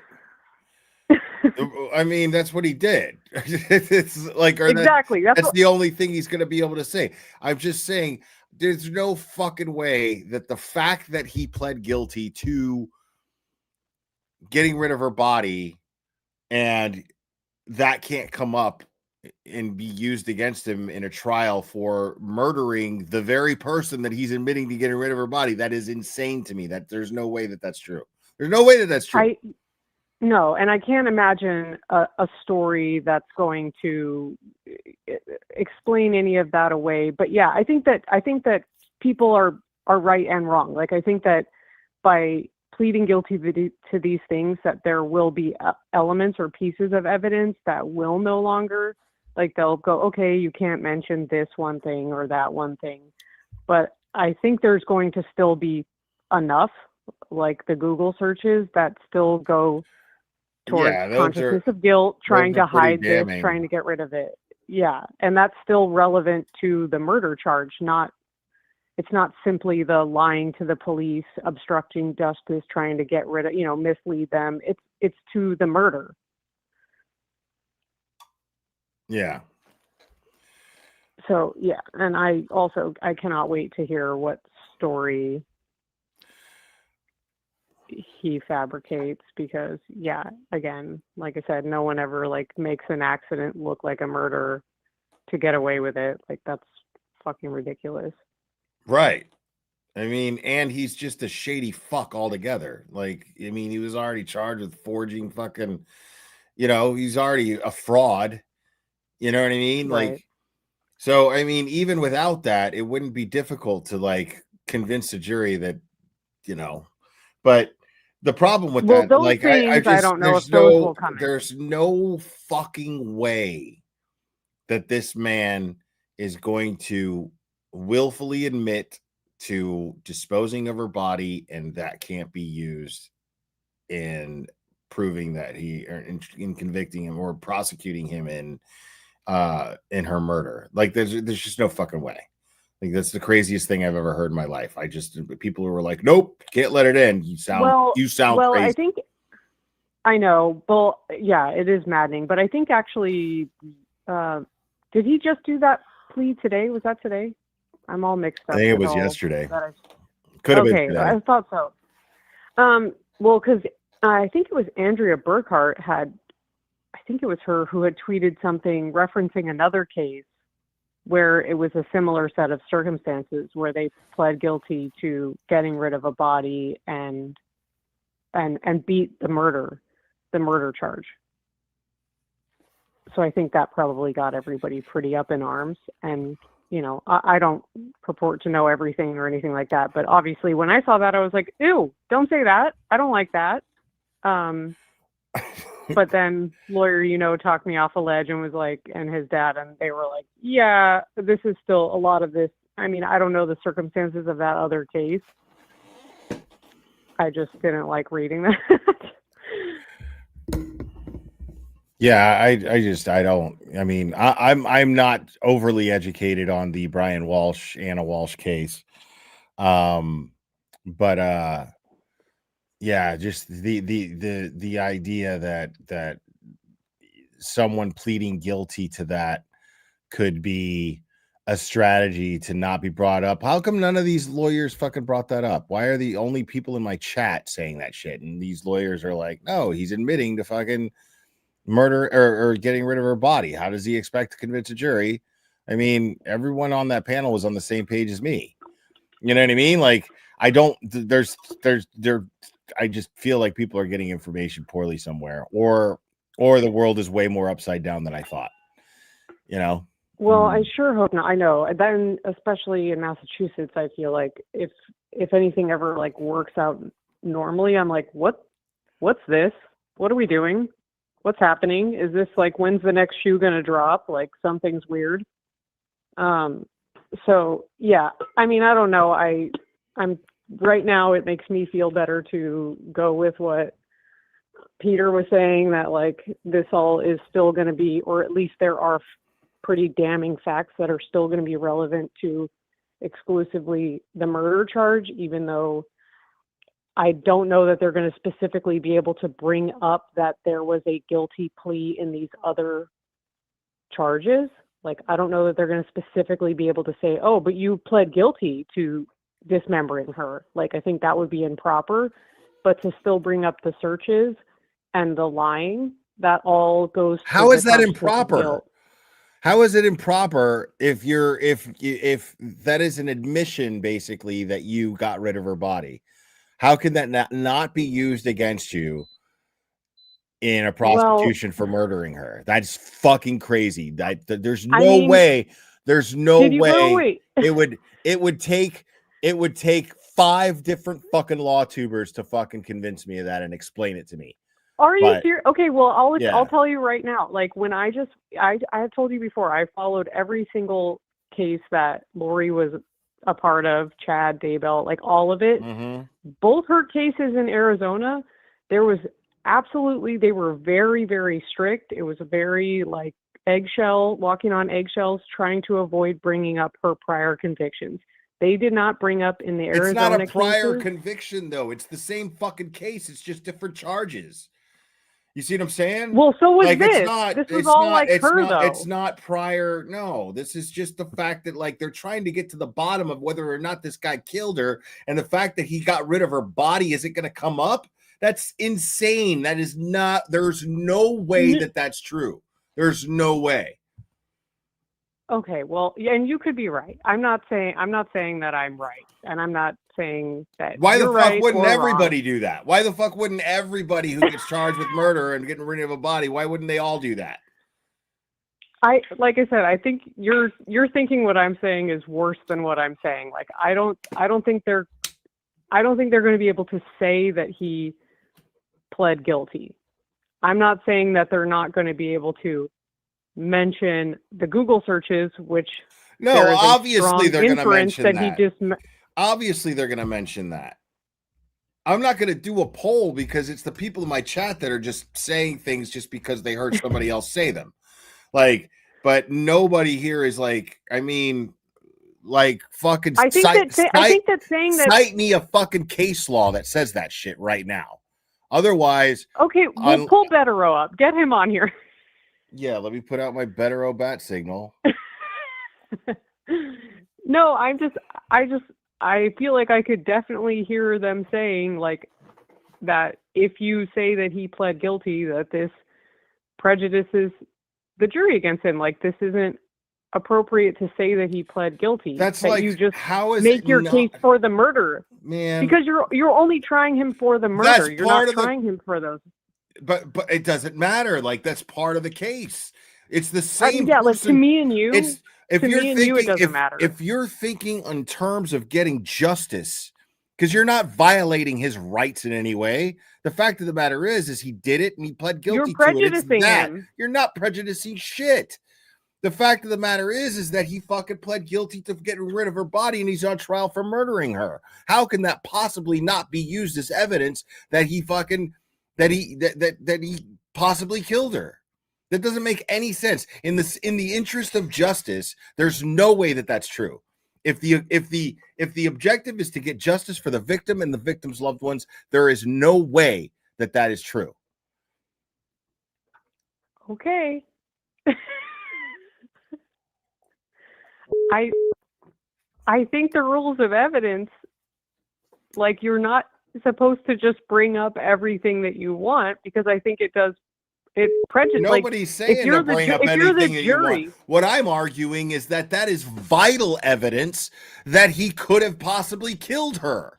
Of course, and the fact that he got rid of her body and admitted to it in a court of law cannot be used against him for fucking murdering her. Get the fuck out of my face with that. That's insane. That's Twilight Zone. Okay, shit. And trust me, okay, I feel like that. I feel that way as well. I 100% agree with keep talking. you and I your got to step away just for a second, but keep talking. Okay. I completely agree with you and your sentiment as regular people who aren't always arguing stuff in a court of law. Like, that's completely relevant, totally valid, and pretty much makes the case in my mind. Like, if you got rid of her body, you're not alleging that she was somewhere else and you came upon, I mean, I don't know, like someone else was there, you fell asleep, and then she was there. I don't even know. There's no version of this story that would make sense that you then decide to get rid of a body. So yeah, in normal, not outside of a court, I completely agree that that's completely relevant and proves. I can't think of another way that you could explain that away where it would be like, oh, you know, I would definitely get rid of the body if it were me. Like, no, that doesn't make any sense at all. So, but yeah, in court, I don't think they'd always follow, because you're protecting the defendant's rights. And if I'm a juror and I hear that he pled guilty to that, well, then it's an automatic guilty on the murder. Automatically, I've already decided you murdered her. I mean, well then, okay, so what? Like, yeah, fine. I mean, so fucking what? So fucking what? Of course. Dude, how is that not some vital information that would absolutely lead someone with common sense to believe that they murdered the person that they're on trial for murdering, dude? Of course. They got rid of the body, so of course. How was the FBI doing an investigation into the investigation not vital information? I agree with that. Are you new here? Because the whole time, I'm telling you, I complained and bitched and moaned and said, because the judge decided that. That's because that was some weird shit that Beverly Cannoni decided, was that, okay, we can't bring up the FBI. Right. And again, everything that you're arguing, I 100% feel I agree with you completely. But also, yet here we were watching Karen Reed and then tiptoe around the word FBI, trying to come up with other names. Well, that's because Judge Beverly Cannoni ordered it. And I hope that you're right. I hope that everything that you're arguing right now, I hope that you're right, because I want it to look exactly how you're envisioning it. Like, I want them to fucking bring that all up. I want them to bring everything in. I just at this point don't believe that's going to happen. I just don't see how that, you know, like people saying that prejudice, it's like saying, to me that's like saying, oh, well, finding the murder weapon in their house, that's, you know, that prejudices the jury. So we can't use that. Dude, that's evidence. You know? Right. Yes. I get you. And I'm on your side on that, because I feel like it's all evidence.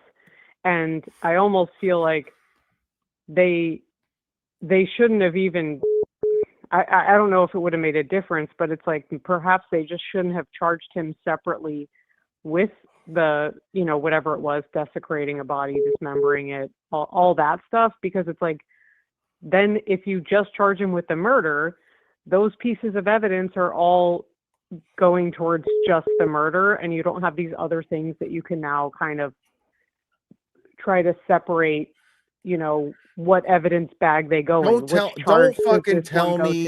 fucking tell me in chat what the law says without fucking citing case law, please. Don't fucking do that. Okay, sit there and be like, that's what the law says. You don't know that's what the fucking law says. You're just saying that that's what the law says because somebody told you that that's what the law says.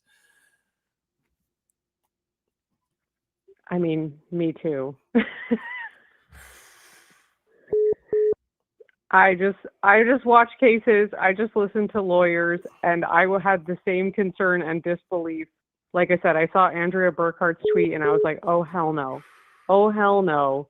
Is this what we're looking at now? Like everything's out now?" I couldn't believe that, so I couldn't wait for Peter to explain this to me, and it sounded like, okay, there might be like little things, like again, not mentioning that he pled guilty to this, but like most of the major AHA evidence is still going to come in because it still is relevant to the murder, not just specifically the, you know, desecrating a corpse or whatever the actual verbiage is in those charges, or the obstruction. I know he lied to the cops. Like, you know, there's still plenty that is specifically under the umbrella of the murder charge and not specifically under the umbrella of the other charges. Do you get what I mean? Yeah. Are you angry? No, I'm looking up this case that they're saying here. Okay, so The Andrea Burkhardt one? No, Mickelson versus United States is a landmark 1948 U.S. Supreme Court case that established important rules of evidence regarding the use of character witnesses and the scope of their cross-examination. Okay, I'm still not seeing anything. Let's see. Key issue: whether the prosecution could cross-examine a criminal defendant's character witness about the knowledge of the defendant's prior arrest that did not result in a conviction to test the credibility to their testimony. That already doesn't apply. What do you, how is No, this? yeah, that This is doesn't- no, that one completely doesn't and sound like totally it. fucking irrelevant. Like, Okay, wait. Can I find that tweet from Andrea Burkhardt, because she cited a case on there, and if I find it, how can I send it to you since you're not on Twitter? I'll listen to Andrea Burkhart or even Melanie Little. I'm not even saying that Melanie Little didn't. I'm saying that you guys must have misunderstood something. There's just no fucking way. Like, that's all I'm saying. And this case that this person just like so arrogantly cited in my chat, like, Yeah, I is don't think that one completely applies. fucking irrelevant to the point that we're talking. Sorry if that's someone in chat that I love, but yeah, I don't think that one applies specifically. Where can I send you that? If I find that case that Andrea cited, where can I send it to you? Jesus. I guess you could DM me on Facebook. I'll look Okay. for it. I never check my DMs, but like, I'll look for it. Okay, so like, don't send it there. No, you can. Yeah. Like, do it. If you do it right now, I'll go and I'll look for it.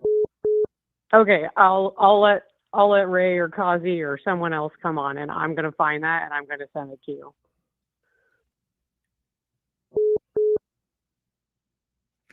Deal? Yeah. I thought Okay. you had it handy already. No, I don't. Hold on. Oh, I okay. can, Well, I can, you want me to find? I can do that right now. Hold on. Andrea Burkhart, right? Yeah, On it Twitter. was a reply, I believe. She replied to someone.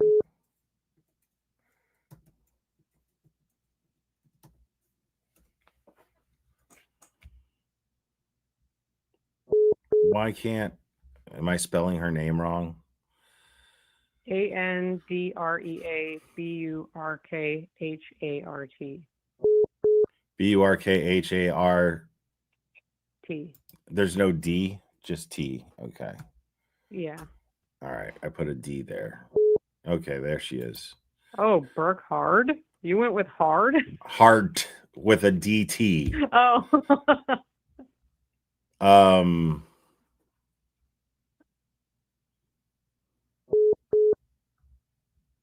Was it a response or was it a tweet? I think it was, yeah, I think it was a reply to someone else. Okay, hold on.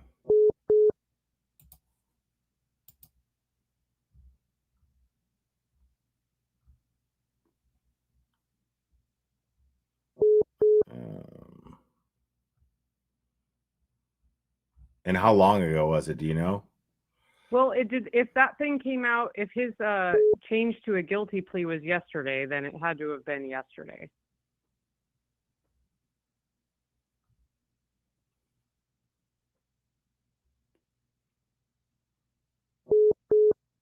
I'm trying to find it too.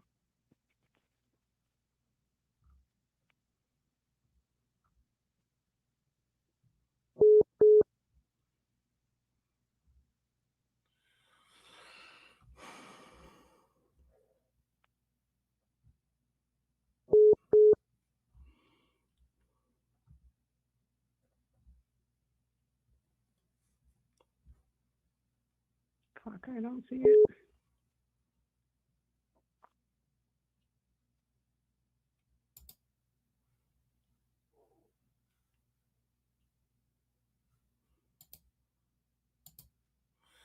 Yeah, I mean, I don't see it. I mean, I'm just gonna stick to what common sense tells me until I'm proven wrong by fucking attorneys. You know, like that's it. It's what it boils down to. There's just no fucking way. Like, Well, I know you're not a huge fan of Peter. no, I like Peter. What do you mean? Oh, what do you mean? I've always liked Peter. I've never had an issue with Peter. No, not an issue. I never even had a negative opinion of Peter. You're right. I just didn't know if you watch him like that, like Andrea and Melanie. Not really. Not really. The stream he did today was, I mean, to me, it put me at ease and let me understand why people are saying what they're saying. Like, oh, all of that's not going to be let in, because it is a strategic move. And I think it sounds like there are some things that might help them limit, being able to come into evidence, but all is not lost. It's not like nothing is going to come in now. It's not that serious. Okay. Yeah, I know you don't believe it. I know it's completely relevant to regular human beings. It should be brought up. There's no logical reason why that I can think of as to why it wouldn't be. And nobody has explained it in a way that is convincing to me. How come you're not convinced by it prejudicing Brian Walsh? Because it's fucking evidence. Well, I mean, that's like saying that any overwhelming evidence that proves beyond a reasonable doubt that this person is guilty of the crime is prejudicing the defendant, and so it's violating the rights. That's insane. Oh, no. Okay, but what I'm saying is not evidence. Like if they're not allowed to say that he pled guilty, him pleading guilty is not in and of itself evidence. If we just limit it to that one topic. I would, if it wasn't 11:30 at night, 10:30 where he is right now, I would absolutely call Bob Mata on the phone right now and ask him. I would absolutely do that. I just don't want the risk. I don't want to risk waking him up or disturbing Allie, or I don't want to do that. Oh, but do you see what I'm saying? Just with that, I know what you're saying. I just don't agree that would be even remotely enough to I just don't see how that would fly. I could see a defense attorney trying to fucking use that, and then a judge being like, no, that's clear. That's admissible. Well, but evidence. I feel like you're proving my point. You're proving my point when I say, if you're on the jury and you hear that he pled guilty to all those things, that's the point. But that's the point. Of course. I know that's your the fucking point. Yes. I know that's your point. But my point is that how does that not prejudice them? Prejudice him if you get the fuck out of my face with that, dude. Okay, so let's say somebody fucking murdered somebody with a fucking gun, right?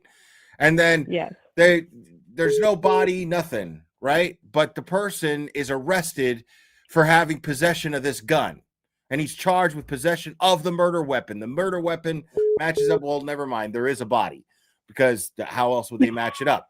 But the murder weapon matches up as it's proven to be the murder weapon. You're going to tell me that of course, if I hear that, if I'm on a jury and I hear that, I'm going to go, this motherfucker did it. You know what I'm saying? Or I'm going to go, okay, yes, but that would be completely wrong. No, but I'm That's also, completely wrong. but I'm What if also, you got, hold on. I'm also going to go, I need to hear more. But of course, that's going to contribute to the evidence that would convince me as a juror that this motherfucker is guilty. Now, that alone, probably not. No.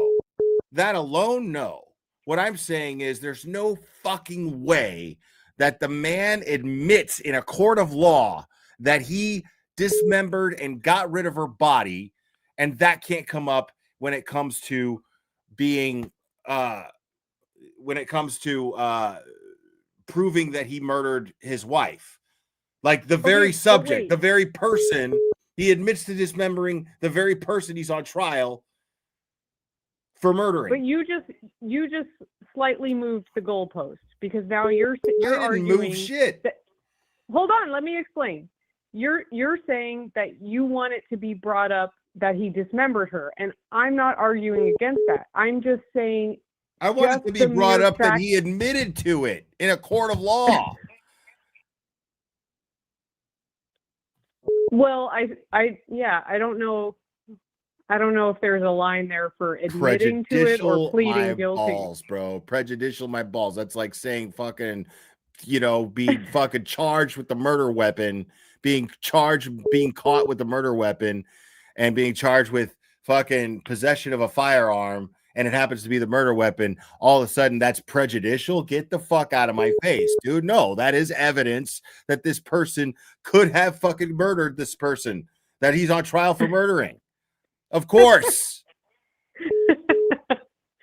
I love this so much because I just simply do not disagree with you in any, I agree with your whole sentiment. I feel exactly the same, but I am so much more interested in this case now because of this conversation, because however this plays out, either I'm calling in to tell you I told you so, or I will call in myself for you to tell me that you told me so. I'm not saying that it can't be argued by a defense attorney that it could be prejudicial. That's not what I'm saying.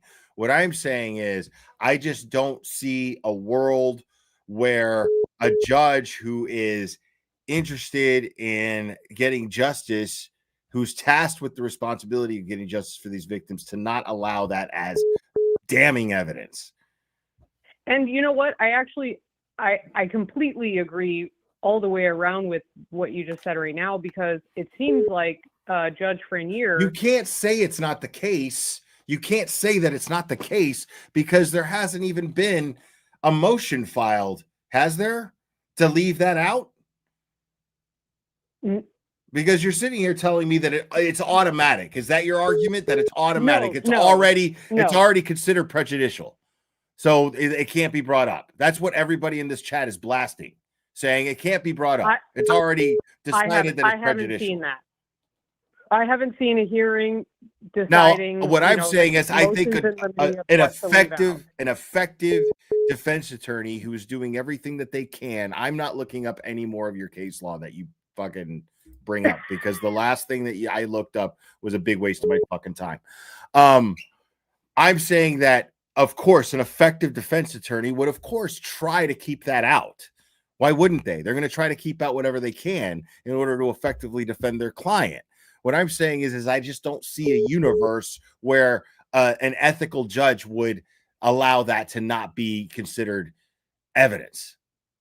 Well, and what I was trying to say that I think supports what you're saying right now, like to your point, I think Judge Frenier did exactly that, because they already had, I don't know if you had followed before, they had a motion to suppress what would have been most of their case. Of course that would be prejudicial. This is completely uncomparable. We're talking about a murder here. Okay, we're not talking about Turtle Boy. We're not talking about Gatuni. We're talking about a murder here. To me right now? No, I'm talking to the chat right now, because people are like, oh, people are like, oh, well, Turtle Boy jury won't hear about Katuti charges because it would be prejudicial. Of course, that would be prejudicial. That's completely different. That is apples and oranges. It has nothing to do with it. That is not evidence in any way, shape, or form that he intimidated witnesses in any way, shape, or form. Any bullshit that Katuti threw at him, it's a completely irrelevant case. It has nothing to do with what these other charges are. So bringing that up, of course, would be prejudicial.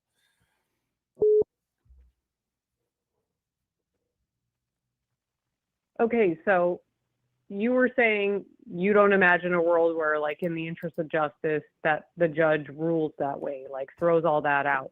And I think something to support that point is, you know, like I was saying, the defense made a motion to throw out all this evidence because whatever Proctor and Tully like seized all this stuff without a proper warrant, and they tried to throw that out. And Judge Frenier did not throw it all out, even though I think she potentially could have because they botched it, but she didn't. I think she kind of split the baby. She got rid of a few things, but really the most damning shit stayed in. So I do agree with your point there with, like, just in the interest of justice. That's what I'm saying. That's all I'm saying. Like, I might even see a motion from his defense attorney that wants to keep it out and read it and be like, holy shit, okay, this person's making a really good argument. I'm not saying that that's not possible either. It could be prejudicial. I'm saying that it's insane to say that it's automatically prejudicial without that's crazy to me. That's not what I'm arguing because I'm not in a position to argue that. I'm just saying I'm agreeing with you that it could be argued that it's prejudicial. That's what I'm saying. But but to say that it's automatically, it's crazy. Yeah, I'm agreeing with you that I think the judge in this case is, a lot of this stuff is going to be let in anyhow. It's going to go directly to the murder charge as consciousness of guilt. I don't see a way around. I don't think that the case is over by any stretch. Like, I don't think he's going to get off. The main thing that I think would be left out is simply stating that he pled guilty. But let me ask you this. If you as a juror were not told that he admitted to it, but yet you still see all the evidence of it, does that matter? That's a completely different conclusion. That's a completely different conversation. Of course that matters. Of course, if they don't even need to use it and the other evidence is already enough, sure, great. That's not what are we talking about here? We're talking about the one piece of evidence. We're debating whether or not that is evidence or if it's too prejudicial to even bring up automatically. That's the debate that we're having. We're not debating whether or not the other evidence is sufficient to convict him. I'm agreeing that that's already the case. I've already felt like, okay, that shit is, you know, this dude is fucking. I've been saying this whole time, Brian Walsh totally fucking did that shit. If I'm on that jury, yeah, we both have. But if you already feel that way, based on even prior, we've been saying this prior to him changing his plea to guilty. So I think that proves the point that it is prejudicial to say that he pled guilty when you already feel that there is enough evidence to prove it without that. Say that one more time, because I don't want to. I think it proves that it's prejudicial to add that in, that he pled guilty, when you feel like there's already enough evidence to prove it without saying that at all. How does the evidence that's already overwhelming make other evidence prejudicial? That doesn't make sense. I just think that's no part way. of like the rules of law. It has nothing to do with anything. Like the except for the rules. The other that's not the rules. The judge is going to decide what's going to be let in and what isn't. You know, that's You're what right. the judge is You're right. for. It's what the judge is for. She's going to decide what's going to be let in and what isn't. So she's not going to decide that based on, okay, well, you have enough here. So she's gonna weigh whether or not that piece of evidence should be used as evidence or if it's too prejudicial. That's what she's going to decide on. She's not going to decide that based on how damning the other evidence is. No, but it's what you're arguing. What you're arguing, what you're trying to prove in the case is the murder. You're not trying to prove that he dismembered the body because that's not what he's being charged with anymore. He's already pled to that. So that's like now not on the table anymore. Well, it's not on the table. The jury doesn't have to decide because it's already been fucking decided because he admitted it. Which means they shouldn't consider it in deliberations. Of course they should consider it. Of course they should consider the fact that he got rid of her body and dismembered it. Of course they should consider that in deciding whether or not. That's crazy to say that that's not something they should consider in deliberations. What? I think the evidence that he did it will still be something that they consider. Nobody's arguing that. We're having two different conversations. Nobody's arguing that the other evidence isn't damning enough. We're arguing whether or not this piece of evidence is evidence or too prejudicial. That's what we're arguing. Hold on. Which piece? Which piece? Because I'm arguing the fact that he pled guilty and admitted to dismembering her body and getting rid of it. What are we talking about here? That's not evidence. How is that not evidence? They don't consider that evidence. Nobody collected that. That's a different plea. Like it's not part of this case anymore. It's not part of this case anymore. Well, it's not part of the trial. It's not going to be part of what they're arguing or trying to prove, is what I'm saying. That's no way that's true. Of course, they're not trying to decide whether or not we already went over this. We're talking in circles now because of course they're not going to have to decide whether or not he chopped up her body and got rid of it. That's already been decided. And the fact that that's already been decided should be considered in whether or not the jury thinks that he murdered this woman. Of course it should. I think it should be too. I just don't know that it will be, is all I'm saying. I'm not saying it will be either. All I'm saying is that it's insane that it wouldn't be. But if I've learned anything about Massachusetts law, it's completely fucking upside down. So I'm not saying that that's not the case. What I'm saying is it's fucking crazy and I just don't believe it until I fucking see it. You know what I mean? That's all I'm saying. Yeah. And I'm here for it. I feel like I want to see it go down the way you want to see it go down because I agree. I think it's all relevant. I think it's all part of the same case. I think it's one thing. I agree with that. It's the same victim. A logical How does person. not? It's the same victim. If it was a different victim, okay, now I could see how it would be prejudicial if he admitted to chopping up another body and getting rid of it. That would be prejudicial to bring up. Of course, that would be prejudicial. It would be like, fuck, I totally feel like he could do it, but it's not the same case. It's irrelevant. It doesn't make sense. Of course. I would totally be like, hey, it sucks, but it is what it is. But we're talking about the same woman. There's no fucking way that the fact that he admitted in a court of law that he dismembered her body and got rid of it, there is no fucking way that can't be used against him when it comes to deciding whether or not he killed her. That's crazy. Oh my God, I'm rolling. Yeah, I would be really funny to find out he dismembered another person. Well, you see my point, right? No, of course. Like I understand the concept of what prejudice is. People are talking to me like, oh, well, it's just the law. Well, like, no, it's not that black and white. And I'm not going to listen to that. No. Just people I who know better than I do. So, you know what I mean? Like, I'm just not going to do that.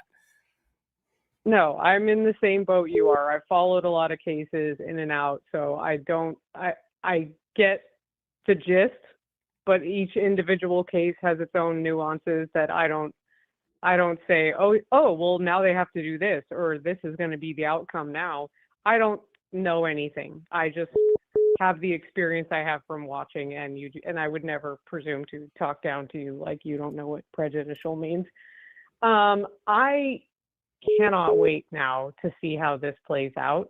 And you actually raised an interesting point about, like, has this already been decided? Like, is this automatic? Like, number one, I don't think it's automatic. And number two, if this has been decided, Oh my God. I'm sure chat will tell me, because I haven't seen any motions in limine. Like, they're already choosing a jury, so I don't know when they're going to decide what's going to come in and what's not. But I'm guessing there's going to be days that the jury doesn't come in and there's going to be arguments made on this issue. And I can't wait to see what I hope it goes your way. I hope it goes the way you This say. dude is saying, what other benefit is there to pleading guilty? Of course, he doesn't want that brought up in his murder trial. Of course, he doesn't want it brought up. Doesn't mean that it shouldn't be just because he doesn't want it. What other benefits is there to pleading guilty? A lighter sentence. That's the whole point. Why somebody would plead guilty and not go through the trial. There's a bigger risk. You're going all in. If you go to trial, you have the chance of walking. But the fact is that if you plead guilty when the evidence is so overwhelming against you, that's why you don't go to trial, is because you can absolutely plead guilty and get a lighter sentence for at least taking accountability. That's why people do it. That's the benefit of pleading guilty. I can't believe I had to answer that question.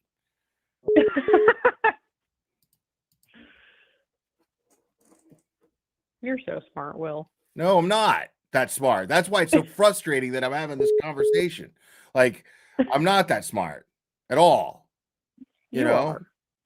But I know I know I'm making sense. I know I'm making sense. And I know exactly. that in this the ways that matter. In this instance, I'm making a strong argument in the sense that the only argument against me is, hey, that's just the law, and nobody can actually fucking tell me the law, and nobody can actually sit here and tell me that it's just automatic, that particular circumstance automatically makes this not being able to be brought up during his murder trial. That's crazy to me. That doesn't make any sense at all.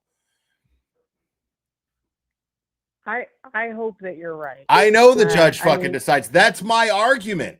That's my argument, that the judge decides. But has the judge decided yet? You people are in the chat are sitting there going, it's prejudicial. That is what it is. And they can't bring it up. That's everyone's argument that I've been arguing and yelling at this whole time. I'm yelling at those people who are saying it is prejudice. That's it. And you can't bring it up in the trial, even though there hasn't been a motion filed and even though a judge hasn't decided yet.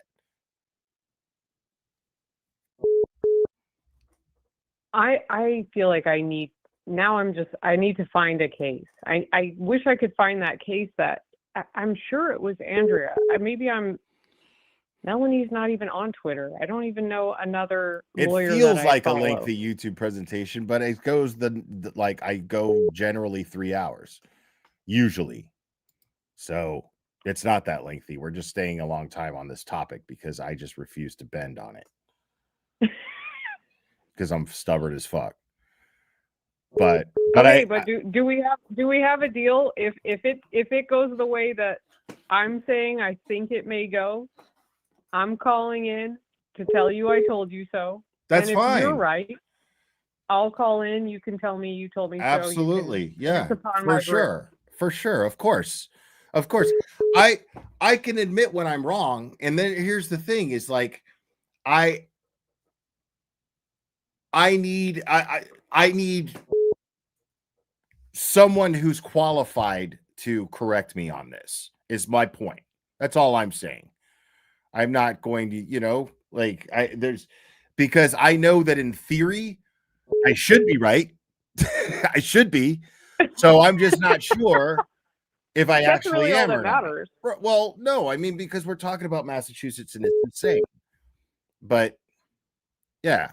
Well, yeah, no, and I agree because like we were talking about earlier with the FBI not being able to be mentioned, I felt like there was numerous, Emily D. Baker, Melanie Little, lawyer, everybody was had good suggestions of how to give a jury instruction or something about the FBI. Just lay it out there. We don't know what they were investigating, what the reason was. We don't know anymore, but as part of whatever that investigation was, this is what we have, so that we can just move on and then just talk like normal people about it instead of doing this tap dance around saying FBI.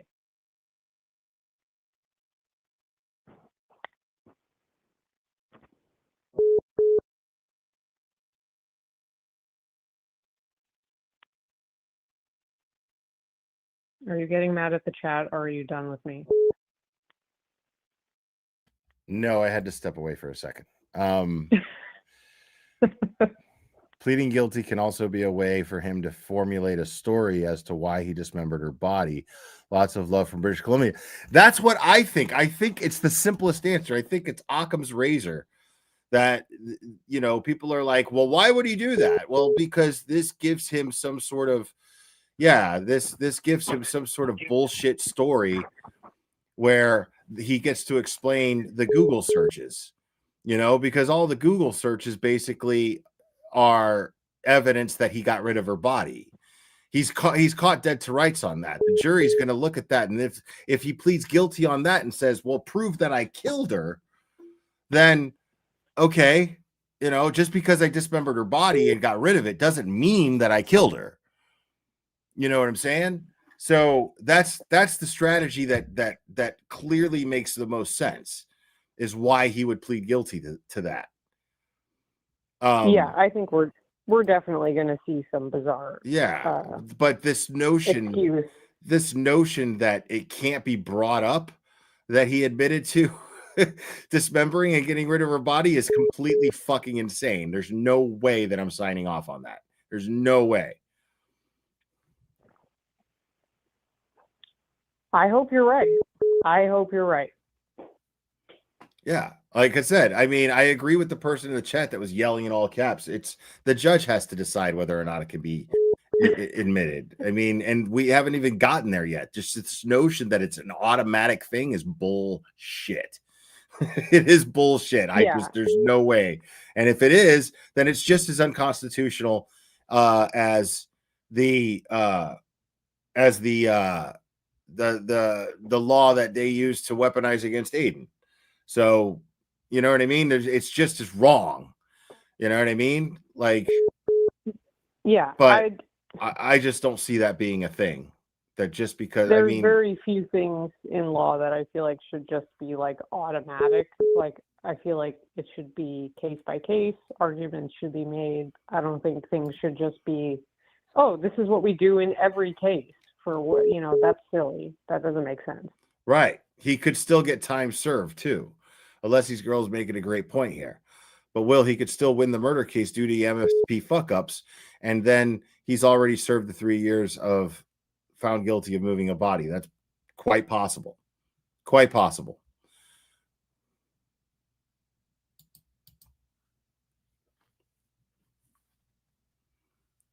No, don't get mad at April. April was great. I'm the one that fucking got. I'm the one who got fucking testy here, dude. Like, I got frustrated with all you motherfuckers in my chat tonight. Wait a minute. Who's mad at me? First and last name. No, some people are just like, you know, yeah, they're saying not so rude things, but we're not fighting. She was very, very respectful. Yeah, no, we're fine. I just get heated when I have to like fucking repeat myself and shit, and I'm just like, why are we talking in circles?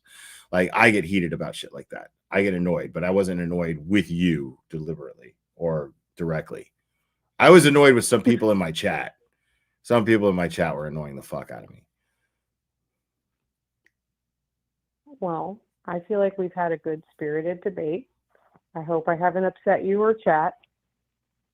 And I can't wait to see what happens with this, because I'm really interested now. I feel like the plea change kind of spiced things up, made it a little more interesting than just a straightforward, like, well, he did it. Right. Yeah, I mean, right. And you know, I want Brian Walsh to get a fair trial. Absolutely. And if somebody explains to me something better than, well, it's the law. If somebody fucking explains that to me better, who's qualified to do so, and say this is why it's the law, then I'll be and then they convince me, I'm going to be like, oh, okay, well, all right. I didn't think of it that way. I'm absolutely totally open to the idea that there's something that I'm overlooking here and I'm not understanding, but nobody who's arguing with me is explaining it. So I'm not going to listen to you argue with me about it because you're not giving me a rational and logical reason as to why your argument is what it is. Just telling me, hey, it's the law, that's it, is not going to do it. I want that law to make sense. I want somebody to make that law make sense to me if that law exists. And if it even applies to this case, which I don't believe it does. I do believe that there are things that are prejudice, of course. I just don't believe that this falls under that category.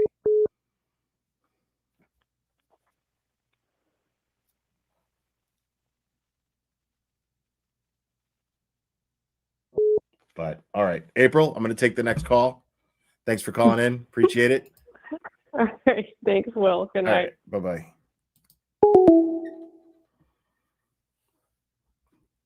And they hung up.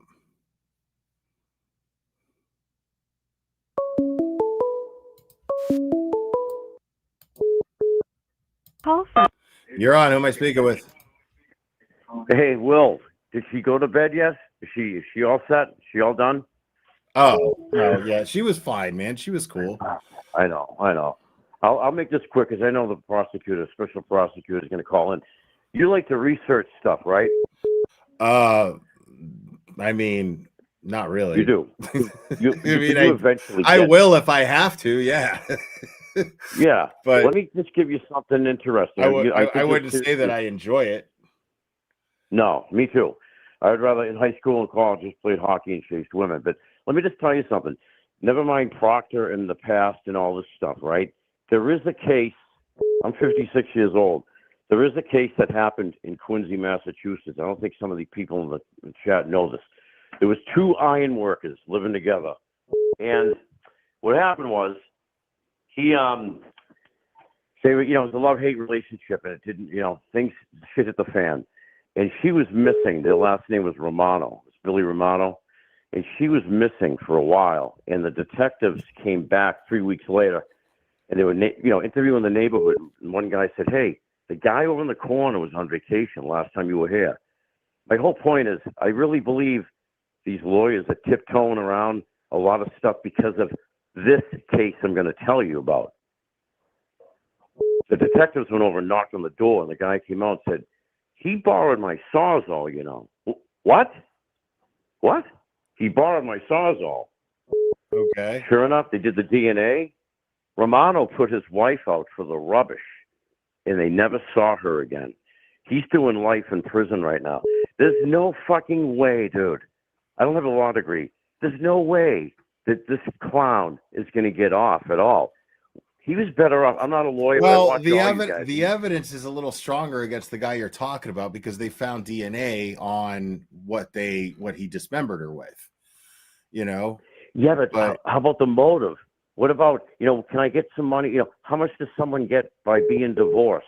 All this fucking shit and then they're going to find out he's going to research which area has incinerators in certain parts of town here. Sure. You know this. And all that right? stuff, and that stuff could be considered circumstantial, but at the same time, it's still evidence, and there's no reason why you wouldn't admit it, right? Can the prosecutor do a Yannetti in his open and say, not the frame thing, but when he said about Karen, but can he say, this man has already pleaded guilty? See, that's what I'm saying is I don't see why he wouldn't be able to. I don't see why he wouldn't be able to say, yes, this man, or maybe word it in a different way. Like, did you or did you not in this courtroom admit to, well, you pled guilty, right? I mean, I don't know. Right. I don't know. But, to act like he moved the body. He moved the body. Not to interrupt you, brother. You're the captain. Say hello to Aiden when you get a chance for me. You're the captain. He's the general. But I'm just going to tell you that, let's say I go drinking in this car or whatever, and people saw me in the car, and then I flipped it over and somebody got badly injured, but I made it home. I ran home. They're going to go, well, people saw you in the car, right? So you got to plead guilty that you were driving that car, correct? Right. Well, neighbors saw you in your yard at 11 o'clock without the car. Now 2 a.m., we have possession of the car. So, all right, I'll plead guilty that I was driving that car. See what I'm saying? Right. So, and I mean, the fact that he drove the car doesn't change because he pled guilty to it. You see what I'm saying? Exactly. Like how? Right. I'm just saying, you're a good shit, man. If I was in the jury and I looked at you, I'd say, "Well, I don't care. You're not supposed to talk about it. I got to talk to you about this." Right. This guy's pleaded. That's basically what these idiots are saying, dude. The people who are just arguing with me incessantly about this are basically saying the law says that the fact that he dismembered and got rid of her body automatically changes because he pled guilty to it. The fact disappears from the case because he pled guilty to it already. No, but they're that's bringing, crazy. I won't Insane. keep you long because a special prosecutor wants to call. I'm sure he's calling in. You know, I got to just tell you, Chad, I love you, but you got to realize when that beep sounds, there's people calling in. You know, this is your show. I don't want to tell them what to do. But I'm just back to what we're talking about, and I'll go, brother. It's just, you know, he pleaded, and they got witnesses coming. I live in Weymouth. Cohasset's 2 towns over. He had dinner with the neighbor. So the prosecution's bringing those witnesses in. And I'm sure he's going to say everything was fine till midnight. Everything was fine till midnight. You know, it's just, no, he ain't getting off. If you can just research the story, though, that I told you about, it's a rare, there's murders every day, but it's a rarity, dismembered. And Yeah, this clown, come on. Like, to act like you can't use that against him just because he pled guilty to it is fucking crazy. That makes no sense. Like, there's just I can't. Like, I just can't fucking.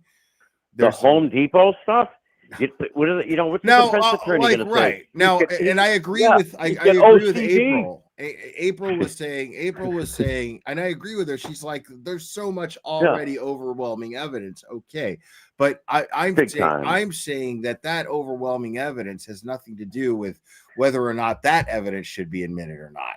That's not going to weigh in on the decision on whether or not this evidence is going to get entered or not. And how the fact that he pled guilty to this, of course, that's evidence. Of course, that should be used against him for.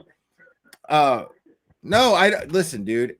Melanie Little, I feel like you guys misheard Melanie, or maybe Melanie was thinking out loud, or that I need more context. But you guys are out here quoting Melanie Little and saying shit, and I need to hear Melanie Little say it. I didn't hear her say that, and so Will, can I? And hopefully, leave you with this? And hopefully, don't hang up on me. Hopefully, she explains it to me in a way that I'll understand it. I'm not undermining Melanie Little's knowledge or expertise or her insight. That's not what I'm doing. We all have faith in her. It's not we all have faith in her. It's not what I'm doing at all. What I'm saying is I need to hear her explain this, because I don't think that you. I mean, I don't. Yeah, there's just no. So Will, I need to hear it for myself. Will, I'll leave you with this, brother. Then we'll let the prosecutor come on. This guy Romano, this is the reason why I want you to just look at this story. Romano went in there. He went in there in 1990 and said, prove it. Prove it. Just prove it. There's no body. So that's what his lawyer was saying. He didn't do it. Where's the body? Put it up for the rubbish? The body was never found, even though he might have borrowed that fucking Sawzall, this Romano guy. He was an iron worker. He borrowed. There was a kid's murder case here in Georgia. I covered the trial, not in Georgia, in Tennessee. And basically the guy admitted to beating his kid but not killing him. And there's no body, but he still got found guilty. Right, and this guy Walsh. I know. I look up to Melanie Little and and Mark and all those guys. I do. I'm not a lawyer. But I'm just telling you, they're tiptoeing because of the past. Like they have too much on you. You gotta plead. He was better off just to go in and go, there's no DNA on a saw. Big deal. I went to Home Depot. I live in Cohasset. We're snobs. I got OC. Cohasset's a very rich town. Have you looked up Cohasset at all? Will? Cohasset? I have not. It's a very rich town. Jerusalem Road. Anybody in the chat's probably from my area. For Jerusalem Road, Hingham, OCD, they're weird people. Anybody in Cohasset is odd. Okay. They're odd. And I'm just saying that, and they're probably hearing me, but, they know my voice, but it's true. It's been proven. They have money. You get down to do construction. They have 8 estimates instead of 3 estimates. And this guy, I'm just saying, this is all you could say. He was at Home Depot. He bought a tarp. He bought fucking bleach. Look at his house. It's on Jerusalem Road, man. He's got OCD. But you know what? There's no DNA of... But the problem is dumping her body, her clothing on the North Shore, and then finding it, Googling where these incinerators are. Because he didn't want... Nobody else did it, Brian. Nobody else did it, Brian. You did it, dude. And you came in here and kind of pleaded guilty. You're better off, Will, just to go in and go, prove it, even though Romano got fucked. I would look up that story for me. It happened in Quincy, Mass, and put her out for the rubbish. And he almost got off until the neighbor said he borrowed a Sawzall. But his lawyer said, he's an iron worker. I love this Big deal, right he borrowed here. a saw. Janelle, thank you so much. Admissibility, and thank you to appreciative descendant. Janelle says admissibility of confessions. Confessions can be admitted as evidence in court, but it must be voluntarily given. Was that not? Did she not? When we watched the clip, did she not say that you are of sound mind and you voluntarily are giving that this guilty plea to this charge, to these 2 charges? Do you understand? She asked him repeatedly, do you understand that he was doing this of his own free will? So Dude, I don't understand how the theory. can that The not woman- be used as evidence against him? That's insane to say that he can't, that can't be used as evidence against him. Real quick, brother, Joe Romano, not Billy, had suggested that his wife was killed by drug dealers that owed money. But prosecutors, without a body or body parts for proof, convinced the Norfolk County jury that Joe Romano was guilty of second degree. Romano was given the mandatory sentence of life in prison with eligibility for parole after 15 years. I think it was denied. It was the first time, right here, brother, first time in state history, someone has been convicted of a murder without a body, used as evidence, said Paul Martinick, editor of Lawyers Weekly. Catherine Romano was an iron worker, said the couple was separating. The couple has had a 5-year-old son. Authorities said Romano beat his wife to death with a blunt object, then cut her up with a power saw that he borrowed from a neighbor. He doesn't have to voluntarily make it admissible, dude. He doesn't have to voluntarily make evidence against him admissible. What are you talking about? You're talking with someone in the chat, right? Yeah. Okay. Yep. Yeah, just prosecutors in this one, first degree murder conviction, which comes with a mandatory life, I don't know, this guy, he looked terrible in his, he should go in there, if he went in there with his sweatpants on and his beard, remember when he got arraigned, he looked like he was ready to haunt a house. That's how bad he looked. It's almost too bad the prosecutor can't say, see this picture? This is in Quincy District Court when they got him days after. Does he look like a man that said, I don't know where my wife is, but look at him over there now, all clean cut. This man is more guilty than he's pleading. He's fucking smiling, bro. Like, yeah, there's smiling. no Coming out of the fucking house. way. Yeah. Like, Coming out of the house. There's Remember when he was arraigned? He looked like fucking Squiggy from fucking Laverne and Shirley. He All did look like greasy Squiggy. Brother, always a pleasure. Say hello to the general for me, Aiden. I'll let you go. And but Google, if you're bored, just research that story. It's just like they said, it was an odd. They know about that story. The prosecutors and the defense for Walsh, they know about that story with Romano. Right. Like he had DNA on a blade. You moved. That's what they're doing. I swear to God. Romano he was fucked. The neighbor said he did it because look, he borrowed the saw. But yeah, you moved the body, but you have OCD and you panicked and you were at Home Depot buying bleach and Lysol and all that crap. But there's no, you know. Yeah. I think Romano is more fucked, but they're gonna get him.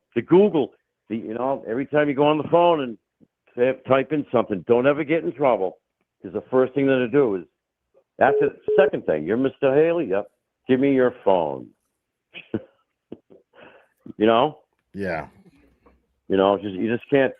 But do me a favor. Love your show. Just look up that story. That two hard ass iron workers, drugs, drinking. Those are hard ass workers in love-hate relationship. Puts her out for the rubbish, dude.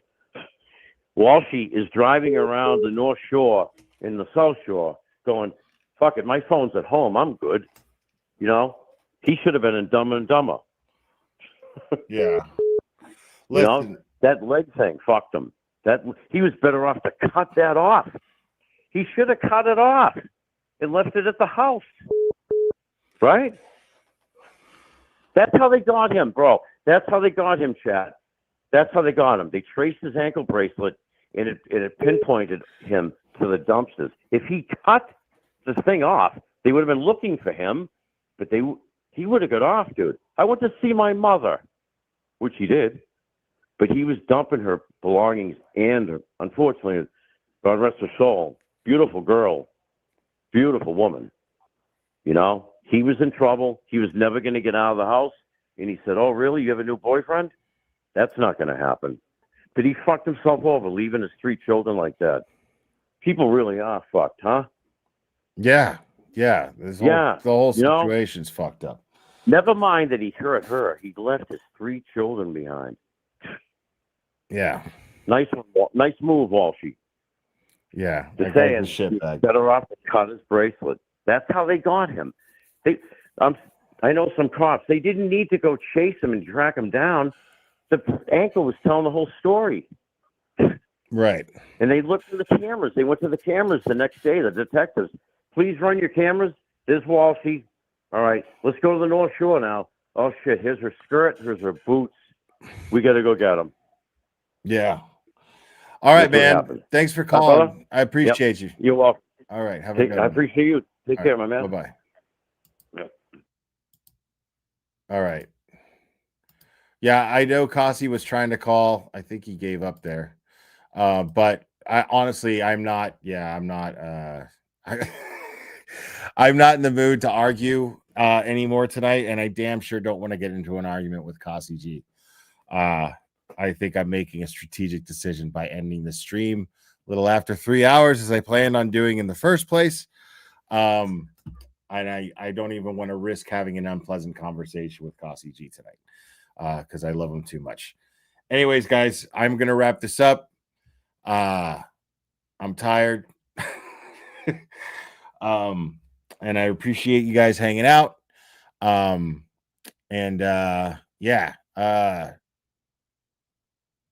We'll continue this. We'll continue this. And I'm not saying that I'm right. I'm saying that I feel like I should be. But in theory, I feel like I should be, is what I'm saying. But I need someone qualified to explain it to me. I'm not going to just take people's word who heard it through someone else and may have misheard, or that person possibly could have even explained it poorly. Who knows? I don't know. I didn't listen to Melanie Little explain it. I'm not doubting her expertise at all. I'm saying, I don't know. And I'd have to hear what she had to say about it first before I make a decision on. And I need it explained to me why this law would make sense and why it would apply and make sense in this instance is what I want to know. But anyways, guys, thanks for hanging out. I appreciate all you. You guys are fantastic. I love you all very much. Remember, it only takes a second to stay safe. I appreciate all the support. Make sure to like and subscribe if you haven't already. And we will do this again very soon, my friends.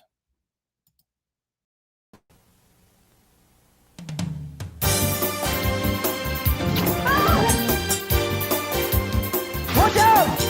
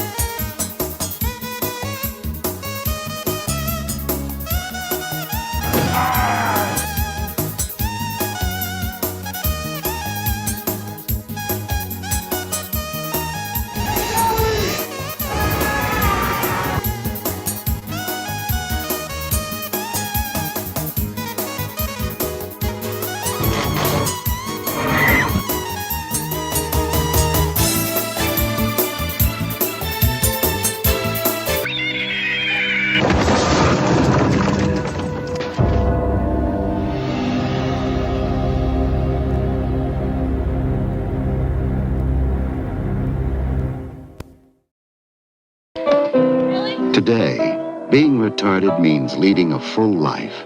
Retarded people go to work or school just like their neighbors and come back to a real home. A supervised home, right in the neighborhood, where they belong. Being retarded never stopped anyone from being a good neighbor.